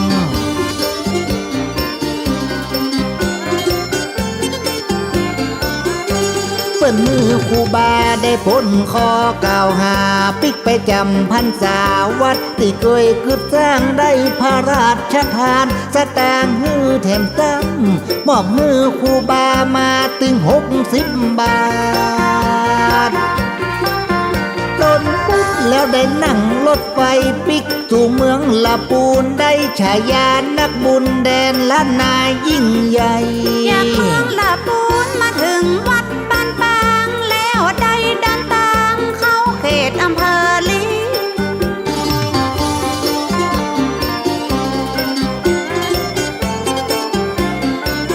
เกี่ยวเครื่องไตยาตาลสิ่งดีงามว่าเครื่องซักกะละจะนำไปถวายไปไหว้ไปสาเจ้าคณะแขวงลีตนดีองค์ดีบ่มีพิษบ่มีภัยนายเจ้าแม่นายเจ้าคณะดีใจท่านได้อภัยยกโต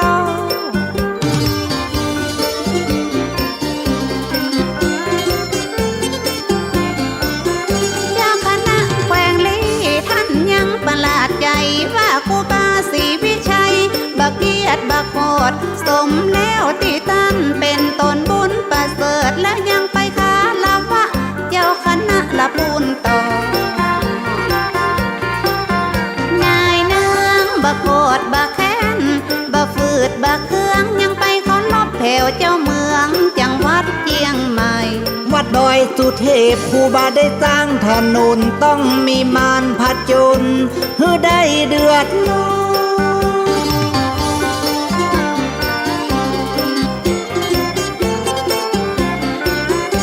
ต ต้องมานผจญเป็นครั้งที่สองพระสงฆ์เจียงใหม่ได้ตั้งข้อกล่าวหางานน้อยงานใหญ่ต้องเจออุปสรรคสร้างถนนหนทางสร้างวัดสร้างวานาแม่นา3 ข้อกล่าวหาอันชะกาจยิ่งใหญ่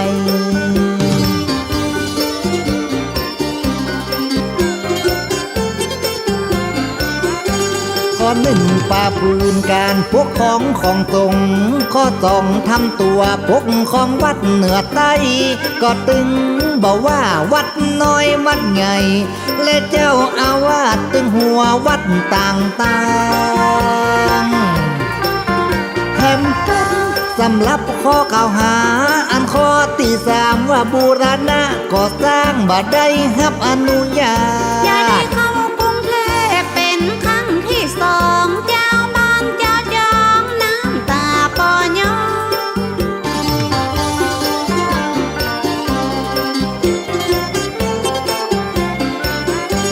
กะเลียงมูสาหลายปันหลายร้อยไตเกินไตยองพอเต็มวัดพระสิงห์ก่อนว่าครูบาบอกขึ้นมาเจียงใหม่คงบ่มีเรื่องให้เกิดขึ้นจริงๆนายเจ้าแม่นิ่งหันตนจำศีลจะได้เข้ากรุงเทพ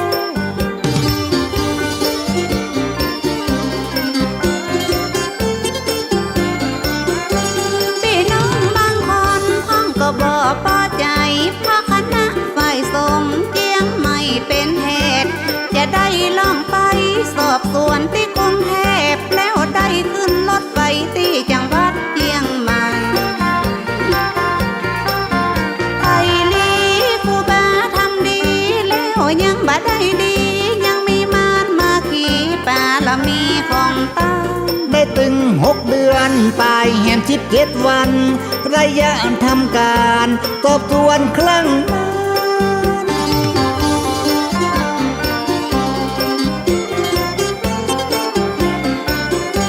มาสู่เมืองบุญเมืองละปูนบ้านปางครูบาศีลธรรม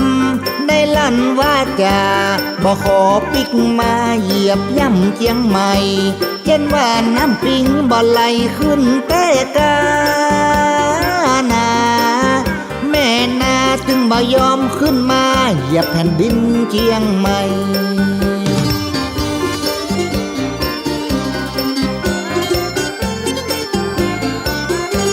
ศรัทธาเจียงใหม่ได้ไปนิมนต์ขอท่านมาสร้างวัดตีข้างเอาไว้ครูบาปฏิเสธตึงบ่ยอมไปจะจำเอาไว้จุนมรณภาพเมืองเจ้าหลวงองค์สุดท้ายของเมืองละปูนได้นิมนต์ตนบุญมาพำนักวัดเจ้าแม่ได้ไปพักวัดยามมาเตวีสะพานข้ามนาทีไปสร้างเป็นครั้งสุดท้าย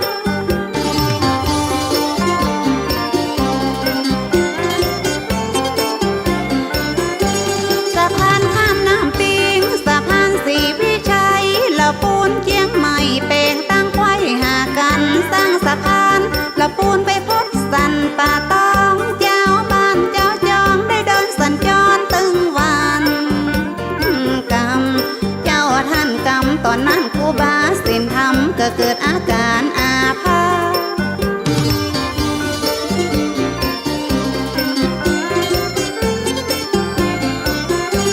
ร่างกายสังขารก็เริ่มพ่ายพร้อมสังขารสั่นคลอนบ่เที่ยงบ่มันไปพำนักวัดยามมาเตวีแถมน้ำจะกลับสู่วัดบ้านปางก่อนสังขารจะขาดอินทรีย์ตรงกับวันที่20 เดือนกุมภาพันธ์ที่มีครูบาตนดีได้มรณภาพวันมรณภาพเกิดอภินิหารมีเสียงครวญครางฝนตกฟ้า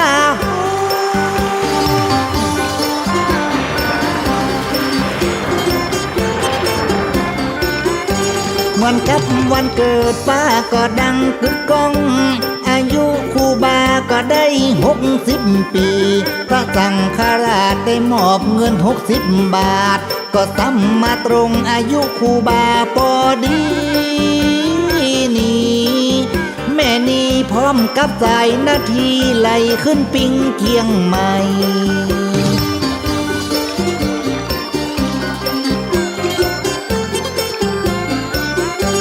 พอเปิ้นได้สร้างเขื่อนภูมิพลสมดังวาจาครูบาว่าไว้ตราบใดน้ำปิงยังไหลล่องใต้ครูบาตึงบ่ไปเหยียบเมืองเชียงใหม่นานมาพิทบเก็บไว้รวมกันถึง7 ปีวัดจามเทวีเป็นเมืองเจ้าแม่ละราชทานพังศพครูบาเจ้าศรีวิชัยคนทั่วล้านนาไทยปากันไว้กราบน้อง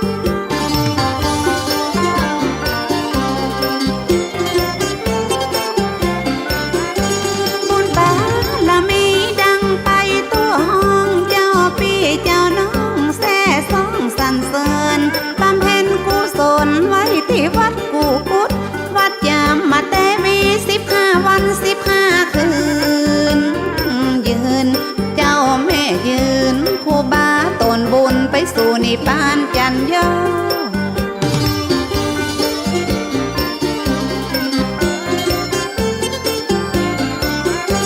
พี่น้องไตละไตลือไตยองเจ้าบ้านเจ้าจองน้ำตาพ่อยอดนึกถึงครูบารักษาอยู่รอดคนไปในไปนอกมานักเหลือขนาดนอนายพระราชทานพังศพครูบาเจ้าศรีวิจัยนักบุญล้านนาไทยตนบุญวิเศษอัฐิธาตุครูบาเจ้าศรีวิจัยแบ่งเป็นส่วนเอาไปไว้6 ที่แบบ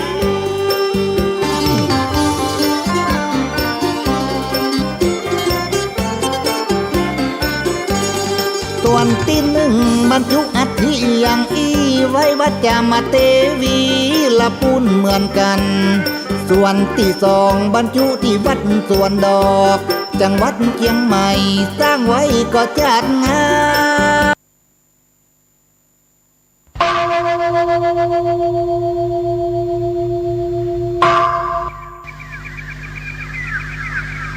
พรุ่งนี้เป็นวันพระขอเชิญลดละอบายมุขทำจิตใจให้สงบสะอาดปราศจากสิ่งเศร้าหมองทั้งปวงเข้าวัดฟังธรรมแล้วไหว้พระสวดมนต์ตามสมควร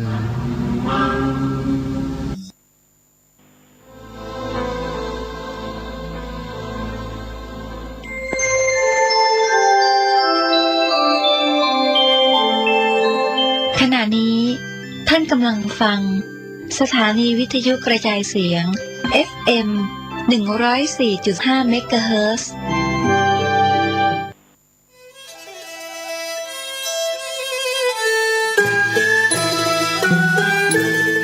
ขอเชิญร่วมทำบุญทอดกฐินสามัคคี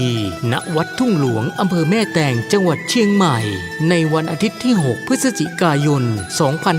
2565 พิธีการดังนี้ 9 นาฬิกาเริ่มพิธีกล่าวองค์การบวงสรวง 10 นาฬิกา 9 นาที พระสงฆ์เจริญชัยมงคลคาถาห่มผ้าพระธาตุ 10 นาฬิกา 30 นาทีทอดกฐินสามัคคีแด่พระสงฆ์จำพรรษาจำนวน 5 รูปขอเชิญร่วมทำบุญกฐินได้ที่บัญชีธนาคารกรุงเทพสาขาตลาดแม่มาลัยชื่อบัญชีพระอธิการอินคำทิตะปุญโญเลขที่ 458-016-9367 หรือสอบถามเพิ่มเติมได้ที่พระสมศักดิ์ปัญญาวโรโทร 0819196632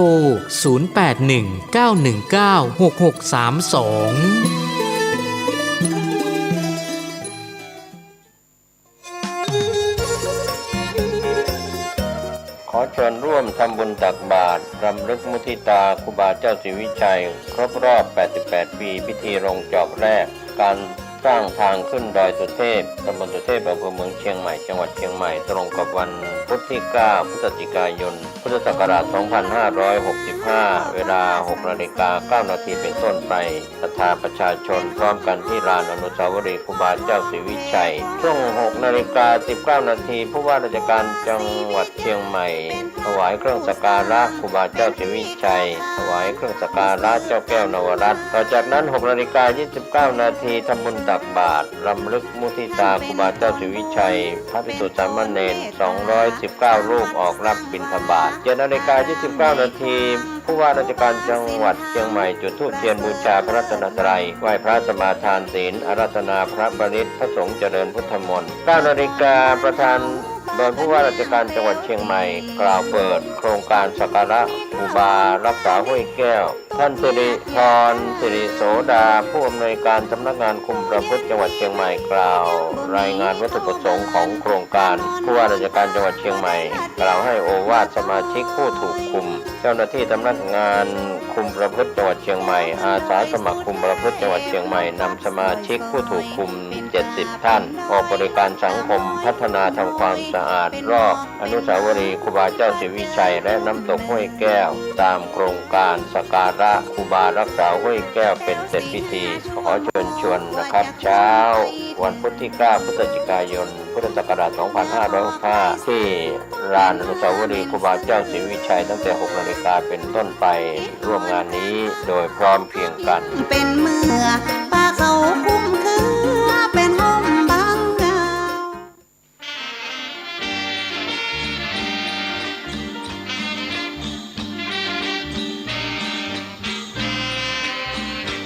กสิก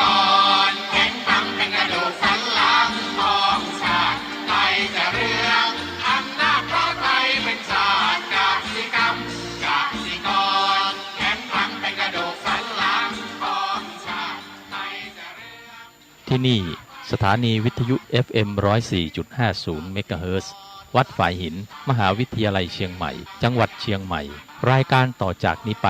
ขอเชิญท่านผู้ฟังทุกท่านเข้าสู่รายการดีมีคุณค่าน่าติดตามรายการเกษตรเพื่อชีวิตดำเนินรายการโดยกลุ่มรักเกษตรประสานงานโดยนายพิชัยคงพิทักษ์คณะเกษตรมหาวิทยาลัยเชียงใหม่หมายเลขโทรศัพท์053944030ขอเชิญทุกท่านติดตามรับฟังได้ณบัดนี้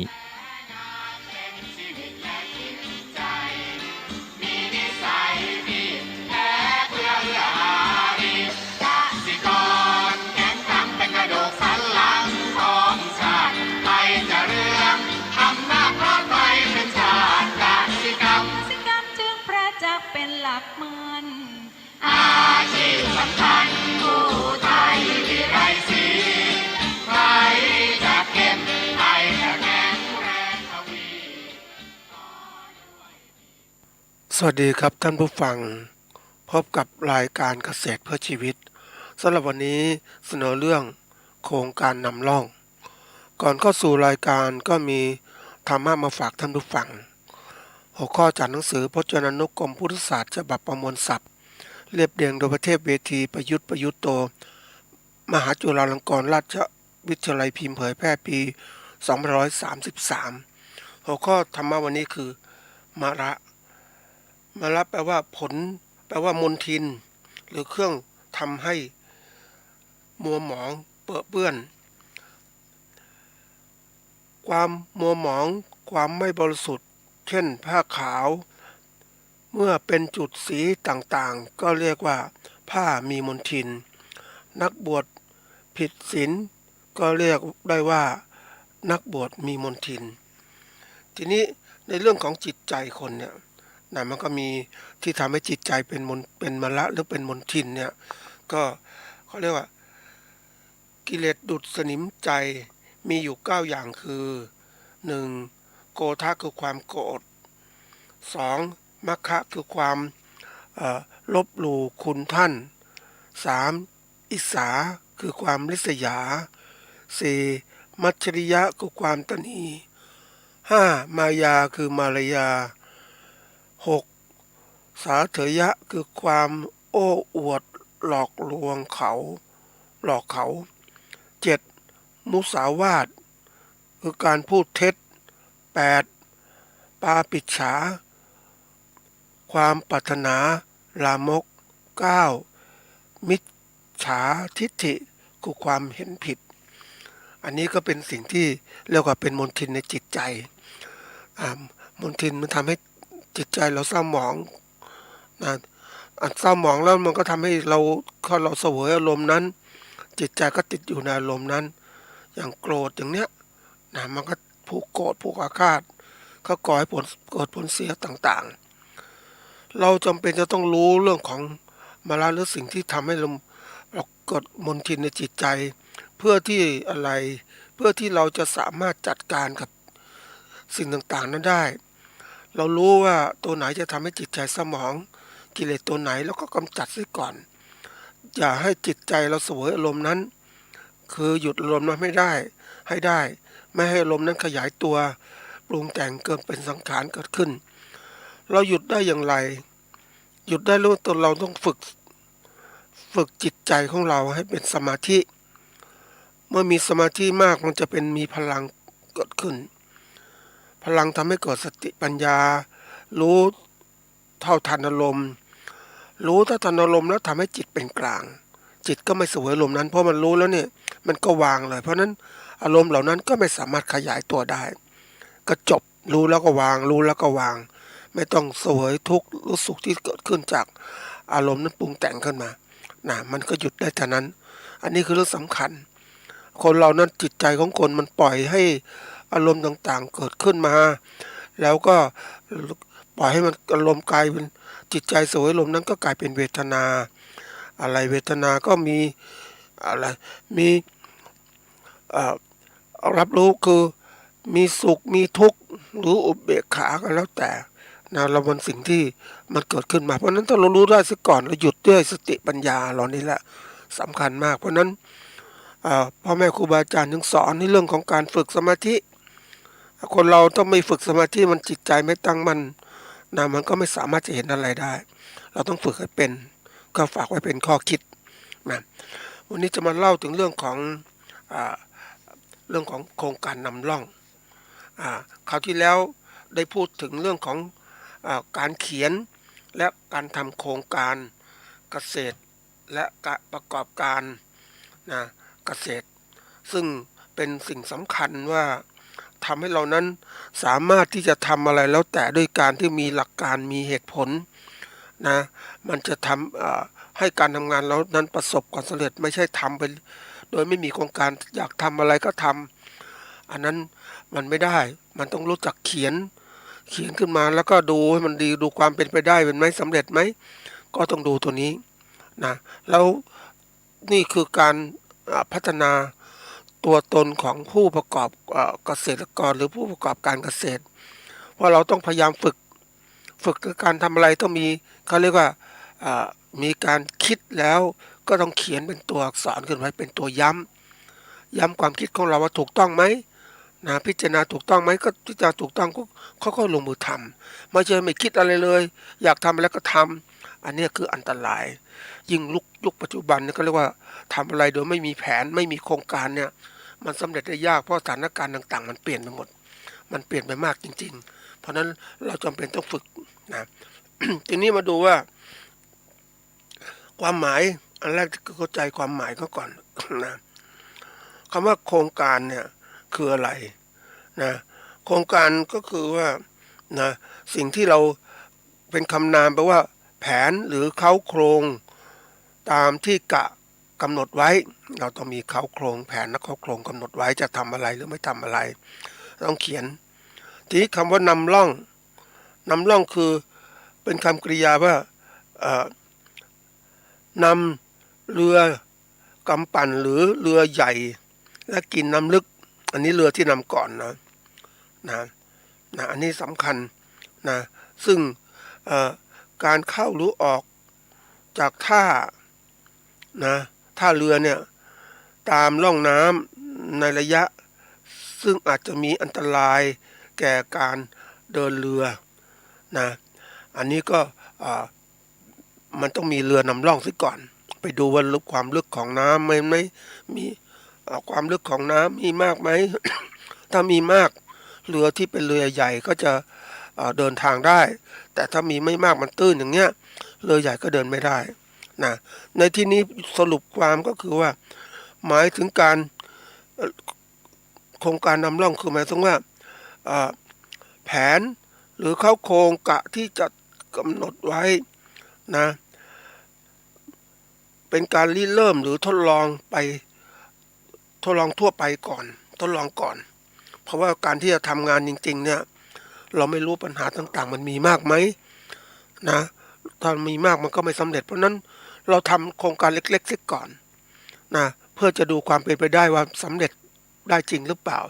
เขาเรียกว่าเป็นการทำทดลองนำร่องหรือทดสอบนำร่องซะก่อนว่ามันเป็นไปได้ไหมถ้าเป็นไปได้ก็ขยายใหญ่เกิดขึ้นนะสิ่งสำคัญอันนี้คือสิ่งสำคัญที่เกิดขึ้นก็คือว่ามันจะให้เรานั้นได้มีความกระจ่างชัดว่าเรา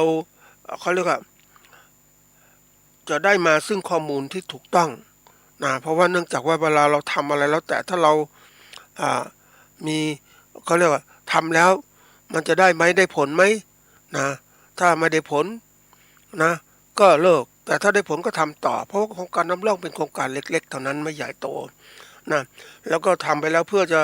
หาข้อมูลจุดอ่อนจุดแข็งวิกฤตโอกาสในการที่เราจะทำโครงการใหญ่เกิดขึ้นมันจะมีปัญหาต่างๆเกิดขึ้นแล้วก็วัดตัวที่ทำแล้วสำเร็จอะไรบ้างระดับไหนนะระดับผลได้ผลลัพธ์ที่ตามมาหรือผลกระทบที่เกิดขึ้นในอนาคตจะเป็นอย่างไรเราก็สามารถดูได้ตัวนี้นะแล้วเราได้ทราบความสามารถในการดำเนินการของเราด้วยว่าเรามีความสามารถในการทำงานนั้นไหมไม่ใช่ว่าอยากจะทำก็ทำเลยทั้งที่ตัวเราเนี่ยนะเราไม่มีความสามารถเลยแล้วคิดจะทำนู่นทำนี่มันไม่ถูกต้องนะมันจะล้มเหลวนะอันนี้เป็นตัวสำคัญเพราะนั้นสิ่งที่เราทำทั้งหมดนะเพื่อที่เราจะได้รู้ข้อมูลเบื้องต้นก่อนที่จะทำโครงการใหญ่ๆนะเราต้องมีตัวนี้นำร่องซะก่อนเขาต้องเรียกนำร่องนี่แหละนะอันนี้ก็ทั้งหมดเนี่ยที่ทำไปเนี่ยนะเพื่อเรานั้นจะได้ผลคือทำโครงการมาแล้วเนี่ยคือมันจะได้ผลสำเร็จปกติเวลาเราทำอะไรแล้วแต่เราจะมุ่งมองอยู่3ระดับนะท่านผู้ฟังบางคนมุ่งมองแค่ได้ทำคือทำอะไรก็ได้ทำไม่หมดแล้วสำเร็จรู้ล้มเหลวไม่รู้นะแต่อันที่2ระดับที่ว่าทำได้อันนี้ทำแล้วมีความคล่องตัวทำแล้วเกิดเขาเรียกว่าได้ผลแน่นอนได้ผลนะถ้าทำอย่างนี้มันทำได้แล้วเนี่ยแต่ตัวที่3นะสำคัญก็คือว่าทำได้ผลคือทำได้แล้วได้ผลด้วยเนี่ยเป็นสิ่งยืนยันถึงความสำเร็จจริงๆไม่ใช่คิดว่าทำได้แล้วก็ทำไปนะเหมือนกับที่เราทำการเกษตรทั่วไปทีนี้เรามาดูซิก่อนนะโครงการแต่ละโครงการนะมันจะมีเขาเรียกว่าเราต้องมีตั้งวัตถุประสงค์ของเรานะว่าเราต้องการอะไรวัตถุประสงค์ของคำวัตถุประสงค์คือผลที่ประสงค์ให้บรรลุนะอันนี้ผลที่ประสงค์ให้บรรลุคือวัตถุประสงค์ถัดมาก็คือตัวสำคัญอีกตัวคือเป้าหมายคือสิ่งที่คำว่าเป้านี่คือเป็นศูนย์กลางนะศูนย์กลางของความใส่ใจหรือสังเกตนะแล้วความหมายเจาะจงคือให้ได้ผลตามเจตนานั่นเองคือเป้าหมายนะเนี่ยจริงๆคนเราทำอะไรแล้วแต่เนี่ยก็ต้องดูเป้าหมายนี่มันมีคำที่น่าสนใจอีกตัวคำว่าเป้าคือสิ่งที่กำหนดไว้เป็นจุดหมายสิ่งที่กำหนดไว้เป็นจุดหมายที่นี้ไอ้จุดหมายเหล่านี้มันมีอยู่2แบบที่1คือเป้านิ่งคือจุดหมายอยู่กับที่นิ่งเลยอะไรต่างๆสิ่งที่เราไม่เปลี่ยนแปลงเนี่ยมันมีเป้านิ่งเพราะนั้นทำตามเป้าหมายเหล่านี้จะสำเร็จได้ง่ายแต่อีกตัวหนึ่งคือเป้าที่มันไม่นิ่งคือเป้าเคลื่อนไหวมันเคลื่อนไหวตลอดมันทำให้เราทำแล้วไม่สำเร็จก็ได้เพราะว่ามันเปลี่ยนแปลงทีนี้ที่ยกคำว่าเป้ามาบอกท่านผู้ฟังเพราะว่าสถานการณ์เศรษฐกิจหรือสถานการณ์การทำงานของเราเนี่ยการเกษตรของเราเนี่ยมันไม่ใช่ว่ามันนิ่งนะเป้าหมาย เราต้องการเป้าแต่ว่าเป้ามันถูกเคลื่อนที่โดยสิ่งแวดล้อมต่างๆที่เกี่ยวข้องกับเป้ามันเปลี่ยนแปลงที่ทำให้สำเร็จอย่างเช่นเศรษฐกิจไม่ดีการซื้อขายสินค้าเกษตรไม่ดีแล้วก็สังคมก็ไม่ดีคือรายงานในการประกอบการเกษตรแล้วก็ไม่มีนะการเมืองก็ไม่มั่นคงสิ่งแวดล้อมก็เปลี่ยนแปลงบ่อยนะดินฟ้าอากาศก็เปลี่ยนแปลงนะเพราะนั้นเวลาทำการเกษตรต้องหัดคิดซึ่งสิ่งเหล่านี้มันเป็นตัวสำคัญที่เราจะต้องเขาเรียกว่าทำให้เราไม่ประมาทแต่ถ้าเราประมาทเราไม่ใส่ใจปุ๊บเนี่ยมันจะเกิดความเสียหายเกิดขึ้นเหมือนวันเนี้ย คนก็คือไม่ได้ใส่ใจของเรื่องของสภาพดินฟ้าอากาศนะก็คิดว่าเป็นปกติก็ทำปลูกข้าวปลูกอะไรไปตามปกติฮะนะทีนี้มันพอเราเกิดน้ำท่วมเกิดอะไรขึ้นมามันก็เสียหายใช่ไหมแต่เราใส่ใจเฮ้ยดินฟ้าอากาศมันเปลี่ยนแปลงแล้วเพราะนั้นเราสามารถจะดูได้จากดาวเทียมดูได้จากข้อมูลต่างๆที่เกิดขึ้นเราหาทางออกได้นะจะทำอย่างไรนะอันนี้เป็นตัวสำคัญนะท่านผู้ฟังนะยังนึกถึงก่อนเนี่ยในเชียงใหม่ก็จะมีเขาเรียกกำแพงดินเนาะกำแพงดินเพื่อจะกั้นลำน้ำปิงไม่ให้มันท่วมเมืองต่างๆเนี่ยแต่คนเราก็ไปบุกกำแพงดินและสร้างที่อยู่อาศัยทำนู่นทำนี่ไปนะเพราะว่ามันไว้ไม่เกิดประโยชน์อะไรคือก็คิดว่าไม่เห็นมีน้ำท่วมเลยก็เลยรื้อไปหมดอะบางจุดที่มันมีเนินดินสูงทีเดียวนะก็เคยเห็นรื้อหมดเลยแล้วเวลาน้ำปิงมันไหลลงมาเป็นยังไงบ้างมันท่วมหมดใช่ไหม มันกวาดมันคือต้องเข้าใจเรื่องลำน้ำปัจจุบันนะมันไม่เหมือนเดิมแล้วเพราะว่าคือป่าไม้ภูเขามันถูกทำลายเพราะนั้นการไหลบ่าเนี่ยของน้ำมันลดเร็วฝนตกเร็วมากฝนตกมันก็เหมือนเดิมนะแต่การไหลบ่ามันเร็วเพราะนั้นมันมาจำนวนมากมันก็เขาเรียกมันท่วมลำน้ำต่างๆนองไปหมดเลยได้ตามไปดูบริเวณเหนือแม่น้ำปิงเนี่ยทางด้านนู้นน่ะแถวแม่แตงแถวใดเนี่ยปรากฏว่ามันเห็นเลยท่านว่าโอ้มันฝนมันตกมันน้ำท่วมมันบ่าไปหมดมันพัดพาดินต่างๆเยอะแยะ อันนี้สิ่งที่พูดนี่คือหมายความว่าเราต้องศึกษาสิ่งแวดล้อมด้วยความเป็นไปต่างๆ ไม่ใช่ว่าเราคิดว่ามันไม่มีแล้วแต่สิ่งแวดล้อมเนี่ยมันเปลี่ยนแปลงเร็วเพราะสถานการณ์ของโลกเนี่ยมันเปลี่ยนแปลงมากเลยเราคาดการณ์อะไรไม่ได้เท่าไหร่เราต้องระมัดระวังไม่ใช่ว่าเราจะคิดจะทำอะไรเอาคิดว่าดีอย่างเดียวฝ่ายเดียวเราก็มุ่งแต่ประกอบการของเราเองเรา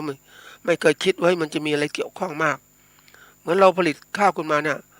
ข้าวเราเนี่ยกลายเป็นว่าผลิตแล้วขายไม่ได้เพราะตลาดมันถูกแย่งชิงไปแล้ว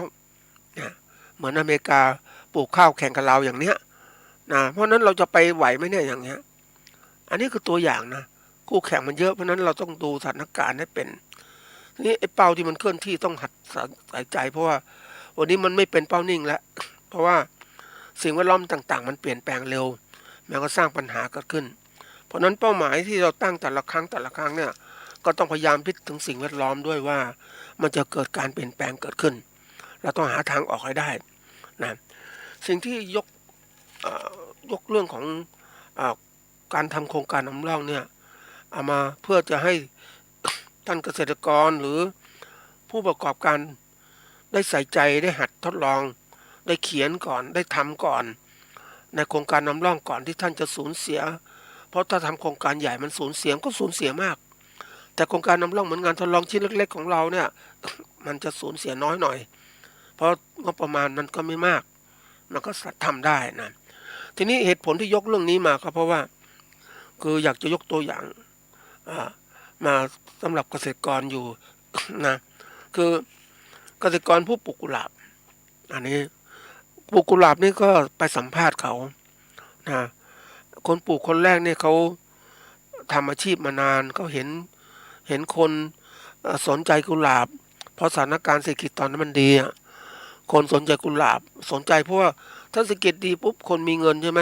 ก็จะซื้อ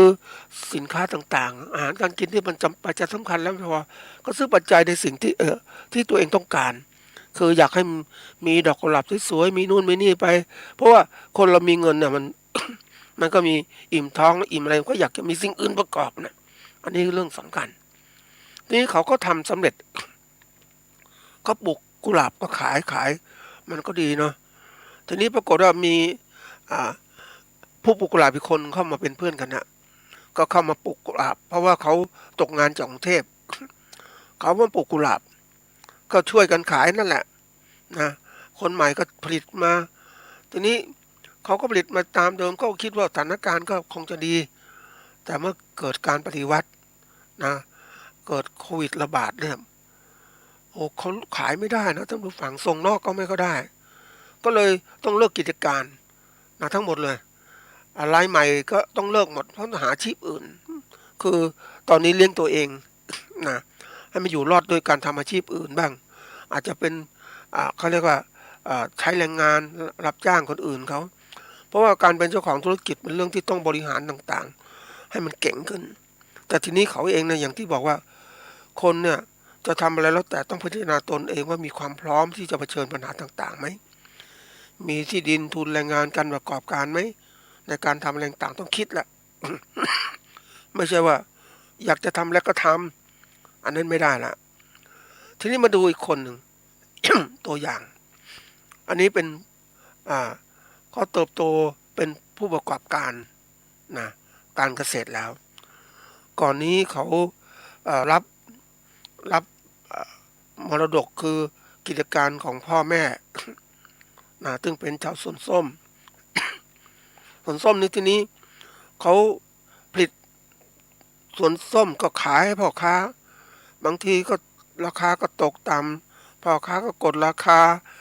มันมองไม่ไหวไปไม่ไหวนะเขาก็คิดว่าจะต้องคือคนมันมีความรู้นะอันนี้สำคัญมากอันนี้เขาเป็นผู้ประกอบการมีความรู้เนื่องจากจบมหาวิทยาลัย เขาคิดจะหาทางแก้ปัญหาของเขาเขาก็เลยต้องขายส้มเองขายส่งขายปลีกแล้วก็เดินทางไปส่งส้มในที่ต่างๆทางภาคอีสานนะเพื่อที่จะทำให้การตลาดเข้าไปได้ดีนะแล้วก็พบเป็นไปได้ว่าเขา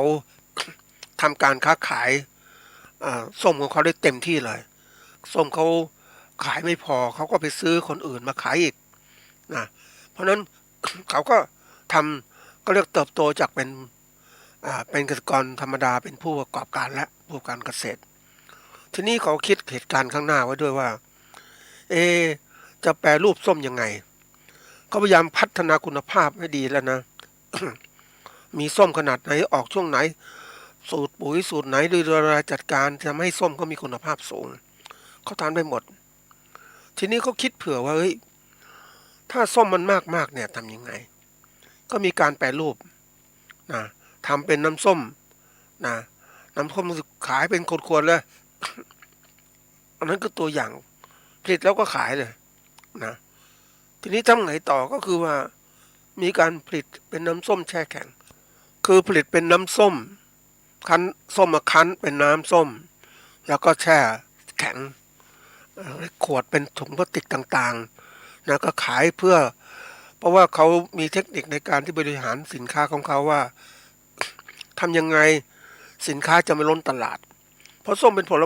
ไม้เกษตรเนี่ยเขาก็ถ้ามันมีมากราคาก็ตกต่ำใช่ไหมเขาก็มีช่องทางในการที่ทำให้แปรรูปไปเพื่อจะลดปริมาณส้มในท้องตลาดลงไปปริมาณส้มของเขาลงไปถ้ามันไม่มีความมั่นคงแล้วก็ทำได้เขาก็เตรียมการแล้วไม่พอเขายังเปิดร้านอีกเปิดร้านขายคือขายน้ำส้มด้วยนะขายทุกอย่างการที่เปิดร้านขายเป็นของตนเองนั้นขนาดเล็กๆเนี่ยเพื่อสร้างเครือข่ายกับผู้บริโภคมากขึ้นแล้วเขาก็สามารถเข้าใจผู้บริโภคได้มากเพราะเขาเปิดร้านด้วยนะเขาก็เป็นผู้ที่ว่าประกอบการรู้ถึงผู้บริโภคเลยว่าต้องการสินค้าแบบไหนอย่างไรแล้วการเติบโตของอีกเขาก็สามารถที่จะ ค้าขายออนไลน์ได้ส่งสินค้ายังพักพวกต่างๆที่สั่งทางโทรศัพท์นะส่งไปลังๆเลยนะมันเร็วท่านผู้ฟังคนเดี๋ยวนี้คนบางคนเขาไม่ผู้ที่มีเงินเขาไม่อยากซื้อเขาเรียกว่าไปตามตลาดต่างๆเนี่ย ไปซื้อส้มกับคัดส้มหวานบ้างไม่หวานนั่นแต่นี่เขาคัดมาให้เรียบร้อยแล้วนะมันโทรศัพท์สั่งคัดสั่งมาเลยแล้วเขาก็เลยสามารถที่ครอบครองตลาดได้ก็เป็นความมั่นคงที่ดีมากเลยท่านผู้ฟังนี่คือตัวอย่างผู้ประกอบการที่ว่าคุมทุกอย่างหมดทั้งทุกห่วงโซ่การผลิตเลยว่าตั้งแต่การผลิตการตลาดแล้วก็ถึงผู้บริโภคโดยตรงเขาจึงไม่เดือดร้อนในช่วงกระแสของเศรษฐกิจลำบากอย่างนี้โควิดระบาดกระแสของการปฏิวัติรัฐประหารที่ผ่านมาเขาผ่านได้หมดเลยเขาทำธุรกิจมีกำไรนะแล้วก็สามารถสร้างบ้านสร้างอะไรต่างๆทำธุรกิจอื่นๆต่อเนื่องอีกไม่ใช่จบแค่นี้เพราะมันขยายไปเขาก็คิดคือธรรมดาของคนนั้นมาฟังอันนี้คนเป็นผู้บริหารนะหรือผู้ประกอบการนะเขาก็พยายามคือเงินมันก็เยอะนะท่านผู้ฟังเขาก็หาวิธีการทำยังไงให้เงินมันทำงานเขาเอาไปลงทุนต่างๆเขาก็ได้อีกนี่คือตัวอย่างเพราะฉะนั้นเขาเป็นผู้ประกอบการเกษตรที่เรียกว่ามีความมั่นคงเลยแล้วก็การเติบโตเขาก็เรื่องของการประกอบอาชีพก็ไม่พอเขายังมีเครือข่ายของการไปช่วยเหลือสังคมอีกนะสร้างเครือข่ายเพราะฉะนั้นการสร้างเครือข่ายก็ทุกคนก็รู้จักเขาทุกคนรู้จักเขาไม่พอก็รู้จักเขาทำอาชีพอะไรต้องการสั่งส้มยังไงบ้างมันทำให้ตลาดมันกว้างไกลเขาก็เลยสำเร็จนี่คือตัวอย่างที่สำคัญมากก็ที่พูดถึงสวนส้มบ่อยๆเพราะว่าได้สัมภาษณ์และเก็บข้อมูลเกี่ยวกับตัวตนของผู้ประกอบการสวนส้มนี้ได้ก็เลยบอกน่าเป็นตัวอย่างสำหรับเกษตรกรรุ่นใหม่ๆที่ว่าอยากจะทำนู่นทำนี่แล้วก็ไม่หาความรู้คือถ้าวิเคราะห์กับรายแรกคือเกษตรกรผู้ปลูกกุหลาบเนี่ยยอมรับว่าเขามีความรู้น้อยนะศึกษาไม่มากนะเมื่อศึกษาไม่มากก็เป็นจุดอ่อนของเขาไม่เข้าใจเรื่องการตลาดที่สมบูรณ์แบบยังไงนะแต่นี่เขามีความรู้ที่มากขึ้นนะเขาสามารถคุมได้ทั้งหมดและประสบการณ์ต่างๆนะมันสอนเขาให้เข้มแข็งเกิดขึ้นเขาเรียกว่าเขาได้เรียนรู้นะปกติคนเรามักจะศึกษาโดยมีผู้สอนนู้นสอนนี่ศึกษาไปเรื่อยนะอันนี้คือศึกษาแต่นี่เขายกระดับตัวเองแล้วเป็นผู้เรียนรู้คือคำว่าเรียนรู้นี่คือการหาประสบการณ์หาความรู้จากประสบการณ์ที่ตัวเองทำเข้าใจสิ่งต่างๆด้วยประสบการณ์แล้วเพราะนั้นเขาสัมผัสเขาก็ต้องมีการทดลองมีทุกอย่างนะได้คุยเรื่องของการที่คิดโครงการต่างๆเขาเนี่ยก็คิดแล้วก็เขาทำงานโดยความชำนาญเขาว่าสามารถเข้าใจเรื่องเก็บข้อมูลยังไงแล้วก็ทำโครงการยังไงเขาสำเร็จนะเพราะทำอย่างนี้ทีนี้มาถึงตัวอย่างที่จะเล่าให้ท่านผู้ฟังเนี่ยก็เป็นตัวอย่างผู้ประกอบการผู้ปลูกแคคตัสเกษตรเขาอันนี้เป็นผู้มีความรู้ก็จริงจะรู้คนละเรื่องนะไม่ก็เห็น ก็มีความรู้ต้องจบปริญญาเหมือนกันแต่เขาทำอาชีพไม่รู้จะทำอาชีพอะไรก็เห็นว่าแคคตัสดีก็มาปลูก แคคตัสนะเอาคิดว่าดีท่านผู้ฟังเพราะว่าเขามองว่ามันไม่รู้จะทำอะไรเขาก็เลยเข้ามาปลูกแคคตัสก็เริ่มจะลงทุนนู่นลงทุนนี่ นะสร้างโรงเรือนต่างๆเกิดขึ้นทีนี้ด้วยการทำอย่างเนี้ยจริงๆเขาอยากรู้อยากอะไรต่างๆนะในฐานะที่เป็นคนมีความรู้ท่านผู้ฟังก็ต้องเขาเรียกเก็บข้อมูลให้มากขึ้นนะถ้าเรารู้จักเนี่ยไม่ต้องลงทุนหรอก แต่ต้องทำเรียนรู้โลกกว้างขึ้นไปเก็บข้อมูลคนนี้ก็ทำยังไงเป็นยังไงคือผู้ผลิตแล้วเก็บข้อมูลเรื่องการตลาดให้มากขึ้นเขาเป็นยังไงจริงๆแคคตัสเนี่ยมีคนเริ่มมานานรุ่นแรกๆเขาร่ำรวยนะเพราะว่าเขาสถานการณ์ตอนนั้นเขาเริ่มทำการผลิตแคคตัสขายในช่วงที่ว่าก่อนการปฏิวัติเกิดขึ้น เขามีรายได้เดือนละหลายหมื่นทีเดียวนะเขาผลิตเขาขายส่งขายจนนั้นช่วงนั้นเขามีเกษตรกรผู้ประกอบการเล่าให้ผมฟังว่าเขาสร้างอาคารต่างๆเนี่ยเกิดขึ้นเพราะผลกำไรที่เขาได้มาเขาก็ลงทุนทำแคคตัสไปเรื่อยใหญ่โต ทำถึงขนาดขยายสายพันธุ์เองทำเอง แล้วก็ทำส่งตลาดไม่พอส่งตลาดในรูปแบบออนไลน์อีกต่างหากเขาทำช่วงนั้นนะบุกเบิกจริงๆเขาเลยได้ร่ำรวยนะจังหวะของเขาดีอ่ะมันคาดหมายว่าช่วงปฏิวัติหรือช่วงโควิดระบาดเนี่ยเขาก็ยังขายได้เพราะชื่อเสียงเขามีอยู่แล้วตลาดมันก็ไม่แค่อยู่แค่ประเทศไทยอย่างเดียวเขาตลาดต่างประเทศก็มีด้วยเนี่ยทีนี้มาถึงเกษตรกรที่ปลูกรายใหม่แคคตัสรายใหม่เนี่ยเขาศึกษาน้อยอ่ะเพราะดูแล้วมันก็น่าคิดนะท่านผู้ฟังว่า คนมีความรู้นะก็แทนที่ทำงานในตรงความรู้แต่ว่ามาทำงานปลูกแคคตัสก็เห็นว่าพอขายได้ก็เอาละก็เริ่มที่จะทำโรงเรือนต่างๆเกิดขึ้นมานะทีนี้ในกลุ่มของเขาก็มีตัวยึดของเขาคือหมายความว่า เขาได้กลุ่มของสมาคม กลุ่มของเพื่อนผู้ประกอบการปลูกแคคตัสเขาก็สู่แคคตัส คิดว่ามาปลูกแคคตัสตามที่คนเขาให้ความรู้มาแต่ทีนี้ถ้าเราไวๆเราจะรู้เลยว่าคนที่ขยายเครือข่ายปลูกแคคตัสเนี่ยพยายามให้คนนู้นมาทำคนนี้มาทำเนี่ยก็เพื่ออะไรเพื่อที่เขาจะขยายพันธุ์คือเขาจะได้ขายแคคตัสของเขาให้กับผู้ประกอบการรายใหม่ได้ซื้อไปทำขยายพันธุ์นุ่งแขงนี่มันก็เหมือนกับธุรกิจเครือข่ายนะท่านผู้ฟังว่าไอ้คนรายแรกๆเนี่ยมันรู้ช่องในการที่จะทำยังไงให้ผู้ผลิตรายใหม่เข้ามาสู่นี้แล้วก็ขายแคคตัสของเขาให้กับผู้ผลิตรายใหม่แต่เราก็ไม่ได้ให้ความรู้ที่แท้จริงว่าข้างหน้าจะเป็นอย่างไรนะเหตุผลข้างหน้าสำคัญนะท่านผู้ฟังเวลาเราทำธุรกิจหรือการประกอบการอะไรเนี่ยเราต้องมองไปถึงข้างหน้าสถานการณ์ข้างหน้าที่มันเปลี่ยนแปลงอะไรบ้างนะคนรุ่นใหม่ๆเนี่ยที่ประกอบการหรือเป็นเก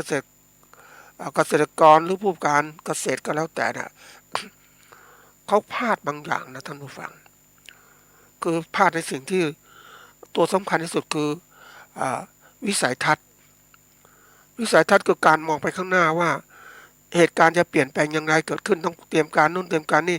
มีอะไรบ้างไหมโลกมันจะเปลี่ยนแปลงอย่างไรนะอันนี้สำคัญมากนะเราต้องมีวิสัยทัศน์ที่กว้างไกลถ้าเรามีวิสัยทัศน์ไม่กว้างไกลแล้วก็พังก็เหมือนกับเราลงทุนยังนึกถึงเราอยากจะมีความคงในการประกอบการของเราก็ซื้อนู่นซื้อนี่มาทีนี้ซื้อปัจจัยต่างๆเนี่ยเราคิดมาดีที่สุดแล้วขนาดนั้นเราก็ซื้อมาใช้ในการเกษตรของเราหรือการประกอบการของเราแต่เมื่อวันหนึ่งสถานการณ์มันเปลี่ยนกลายเป็นว่าสิ่งที่เราซื้อมานะไม่ทันสมัยแล้วนะโลกมันเปลี่ยนแล้วเนี่ย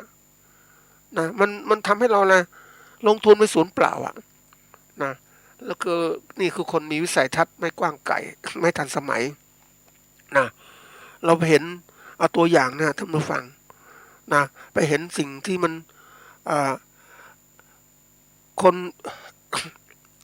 คนที่เขารู้เหตุการณ์ข้างหน้านะเขาก็เปลี่ยนอย่างตัวอย่างเช่นหลอดไฟฟ้านี่แหละโรงงานหลายโรงงานเขาก็เปลี่ยนระบบไฟฟ้าทั้งหมดเลยหลอดไฟฟ้าให้แสงสว่างเนี่ยเขาเปลี่ยนจากหลอดที่มีบัลลาดกับสตาร์เตอร์ต่างๆเปลี่ยนหมดเลยขายมันยังดีๆอยู่นะมันใช้มานานก็จริงแต่ยังดีอยู่เลยก็ขายทิ้งหมดเลยแล้วก็เปลี่ยนใหม่เอาหลอดชนิดที่ว่าไม่มีบัลลาดสตาร์เตอร์หลอดไฟชุดใหม่นี่ทำไมก็เปลี่ยนนะเขาเห็นข้างหน้าว่ามันประหยัดกี่เปอร์เซ็นต์นะมันทนทานประหยัดด้วยไม่ยุ่งยากด้วยเขาต้องตัดสินใจยอมเปลี่ยนคือก็มองไปนะเพราะนั้นไอ้คนที่ไปซื้อหลอดไฟเก่าๆมาเลยมันก็ลอยกลายเป็นว่าซื้อไปเพราะเห็นมันดีมันถูกแต่ที่ไหนได้สักพักก็ไม่ทันสมัยแล้วมันกินไฟมากมายทีเดียวอันนี้คือตัวอย่างเพราะนั้นเราดูฐานะวิสัยทัศน์มองไปข้างหน้าหลายๆอย่างในการเกษตรเนี่ยมันมีการเปลี่ยนแปลงมากนะไม่ธรรมดาเลยเพราะนั้นผู้ประกอบการที่เกษตรจะต้องมีการเปลี่ยนแปลงมากมายถึงจะอยู่ได้แต่สำหรับเกษตรกรนั้น ยอมรับว่าอยู่ได้ลำบากแล้ว เพราะอะไรไอ้คำว่าเทคโนโลยีต่างๆเนี่ยมันเข้ามาแทนเยอะแยะไปหมดแล้วทีนี้ถ้าเราไม่มีความสามารถนำเทคโนโลยีใหม่ๆมาใช้เราก็ไม่สามารถผลิตสินค้าเกษตรออกไปขายแข่งกับผู้ประกอบการอื่นๆได้มันก็ทำให้เรานั้นปิดโอกาสตัวเองนะปิดโอกาสตัวเองเราจะอยู่ได้อย่างไรล่ะนะถ้าเรามาอยู่จมอยู่กับแนวคิดต่างๆที่มันผิดพลาดอยู่อย่างเนี้ยพอแล้วเนี่ยมันไม่พอแล้วเพราะท่านผู้ฟังเพราะสถานการณ์ข้างหน้านั้นเราหยุดอยู่กับที่หรือพยายามพัฒนาอยู่ที่ให้อยู่ได้ใช่มันอยู่ได้ระดับหนึ่งเวลาหนึ่งเท่านั้นแต่ขณะเดียวกันไอ้ผู้ประกอบการเกษตรใหม่ๆที่เขาเข้ามาเนี่ยเขาลุกไปหมดแล้วนะเขาทำลายคือทำลายเกษตรกรที่อยู่นิ่งๆนั่นแหละนะให้ผลิตสินค้าเกษตรไม่ได้แล้วเขาคุมตลาดคุมทั้งหมดแล้วเนี่ยมันเป็นยังไงมันก็เลยที่สุดเราอยู่นิ่งๆแล้วก็เหมือนกับว่าคนที่จะถูกอะไรถูกความก้าวหน้าทางอุตสาหกรรมหรือทางวิทยาศาสตร์ตัวนี้บททับไปคนที่ไม่พัฒนาอยู่ไม่ได้ท่านผู้ฟังเนี่ยนี่อันนี้คือตัวอย่างที่เราต้องมีวิสัยทัศน์ตัวที่สองเราต้องมีคำว่าภารกิจที่เรากำหนดขึ้นกิจการที่เราต้องทำมันมีอะไรบ้างที่เรากำหนดขึ้นเราต้องเตรียมการนะท่านผู้ฟังไอ้ตัวนี้สุดสำคัญนะยิ่งโลกของวิทยาศาสตร์ที่ก้าวหน้าเนี่ยนะไอ้ภารกิจที่เราต้องทำเดี๋ยวนี้เขาใช้หุ่นยนต์มาแทนแล้วนะไปเดินดูหุ่นยนต์ที่เขาขายสินค้าต่างๆมันดีมากเลยไม่ต้องใช้คนพูดแล้วนะนี่คือตัวอย่างเพราะฉะนั้นในแนวโน้มการเกษตรก็เหมือนกันในนี้หุ่นยนต์ต่างๆที่มาใช้พวกเครื่องพ่นยาทางการเกษตรเครื่องหว่านเมล็ดข้าวอย่างเงี้ยมันเกิดขึ้นมาไม่ต้องใช้แรงงานคนละมันถูกกว่าดีกว่าแล้วก็สามารถจะกำหนดความเป็นไปได้ทุกอย่างได้หมดแหละความทันสมัยมีมากเทคโนโลยีต่างๆมีมากเพราะฉะนั้นผู้ประกอบการใหม่ๆเนี่ยเขาถึงสามารถที่จะลดต้นทุนการผลิตของเขาได้มากเขาก็สร้างผลกำไรได้มากผลกำไรมากเขาก็สามารถขยายธุรกิจก็เติบโตได้มากขึ้นเขาก็ครอบครองธุรกิจต่างๆครอบครองสิ่งทรัพยากรที่เกี่ยวข้องกับการประกอบการของเขาก็ครองได้มากแล้วอันนี้สำคัญนะท่านผู้ฟังเหมือนเกษตรกรที่เขาธรรมดาเนี่ยเขาอยู่อย่างธรรมดานะทีนี้เขาไม่มีรายได้ก็ต้องขายพื้นที่ไปเรื่อยๆจนเหลือพื้นที่ประมาณ 2-3 ไร่เองนะที่เขาอยู่แต่คนที่มาซื้อพื้นที่ของเขาเนี่ยเป็นผู้ประกอบการรายใหม่ๆที่ร่ำรวยมาซื้อพื้นที่ขยายนะมากมายก็ทำเป็นแปลงปลูกพืชทำเป็นแปลงเพาะเมล็ดพันธุ์ต่างๆขายอันนี้คือตัวอย่างก็เลยสามารถที่จะครอบครองทุกอย่างได้หมดนะแล้วก็เป็นจริงนะท่านผู้ฟังเดี๋ยวนี้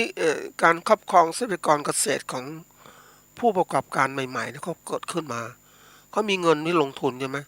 เขาก็ซื้อพื้นที่ไปเรื่อยๆนะทำเหมือนกับต่างประเทศนั่นแหละเพราะนั้นเกษตรกรรายเล็กก็ต้อง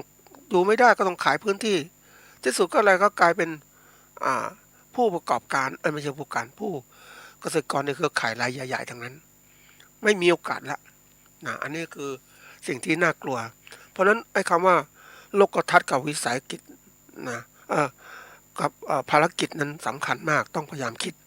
ทีนี้มาถือว่านะการที่เรานั้นเราต้องหัดทำโครงการที่เราเลยคิดแล้วก็คำว่าคิดตั้งคำถามแล้วก็หาคำตอบด้วยรวดเร็วอย่าไปช้าเราก็มาทำโครงการของเราโครงการนำร่องเนี่ยมันสิ่งสำคัญที่สุดก็คือว่าเราต้องพยายามคิดแล้วนะคำว่าตัวแรกก็คือเราอยากทำแล้วก็คิดว่าชื่อโครงการที่ก่อนนะอยากจะทำอะไรที่สิ่งอยากตัวอย่างเช่นจะปลูกแคคตัสเนี่ยเราเขียนโครงการนะฮะอยากทำแล้วเรากำหนดผู้รับผิดชอบคือตัวเราเป็นยังไงบ้างเวลาทำอะไรแล้วแต่ต้องคิดถึงตัวสำคัญที่สุดคือผู้ทำงานนี่แหละเก่งหรือไม่เก่งนะดูได้ไงเราจะทำอะไรแล้วแต่ต้องพยายามคิดหาข้อมูลในสิ่งที่เราท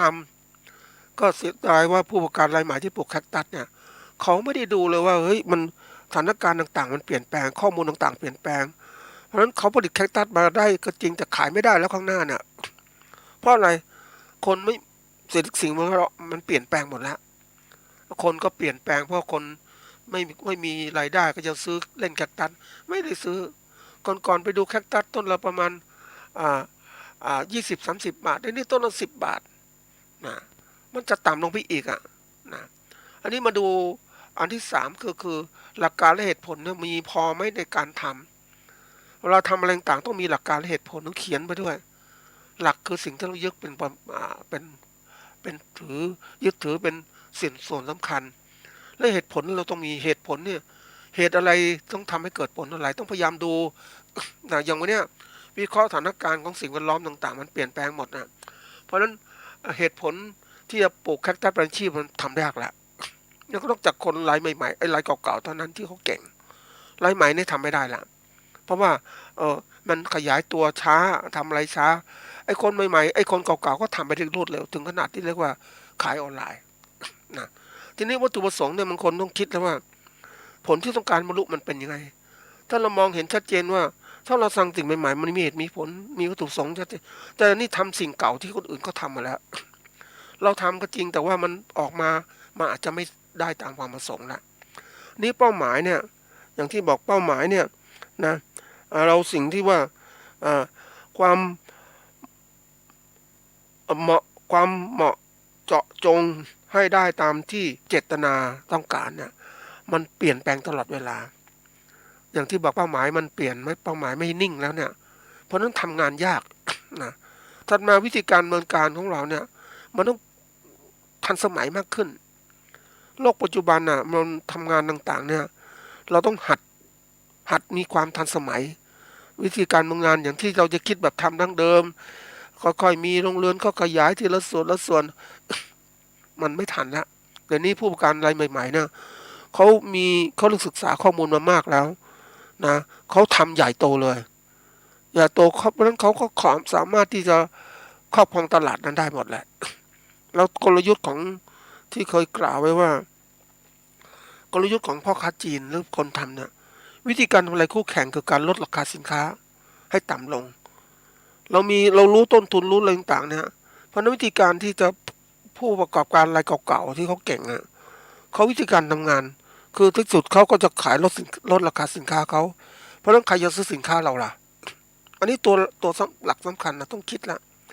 เพราะในวงการตลาดของแคคตัสเนี่ยมันก็มีคนที่เรียกว่าเก่งๆเยอะแยะทำจำนวนมากเพราะนั้นจำนวนมากเขาก็แน่นอนต้นทุนเนี่ยก็ต่ำแต่รายใหม่ๆที่ทำต้นทุนมันสูงนะอะไรต่างๆลงทุนเพราะนั้นมันลำบากละนะระยะเวลาดำเนินการนะถ้าเราทำเราต้องดูให้เป็นพอเหมาะไหมอย่างทำสั้นๆแค่6 เดือนอย่างเงี้ยดูมันจะอยู่ได้ไหม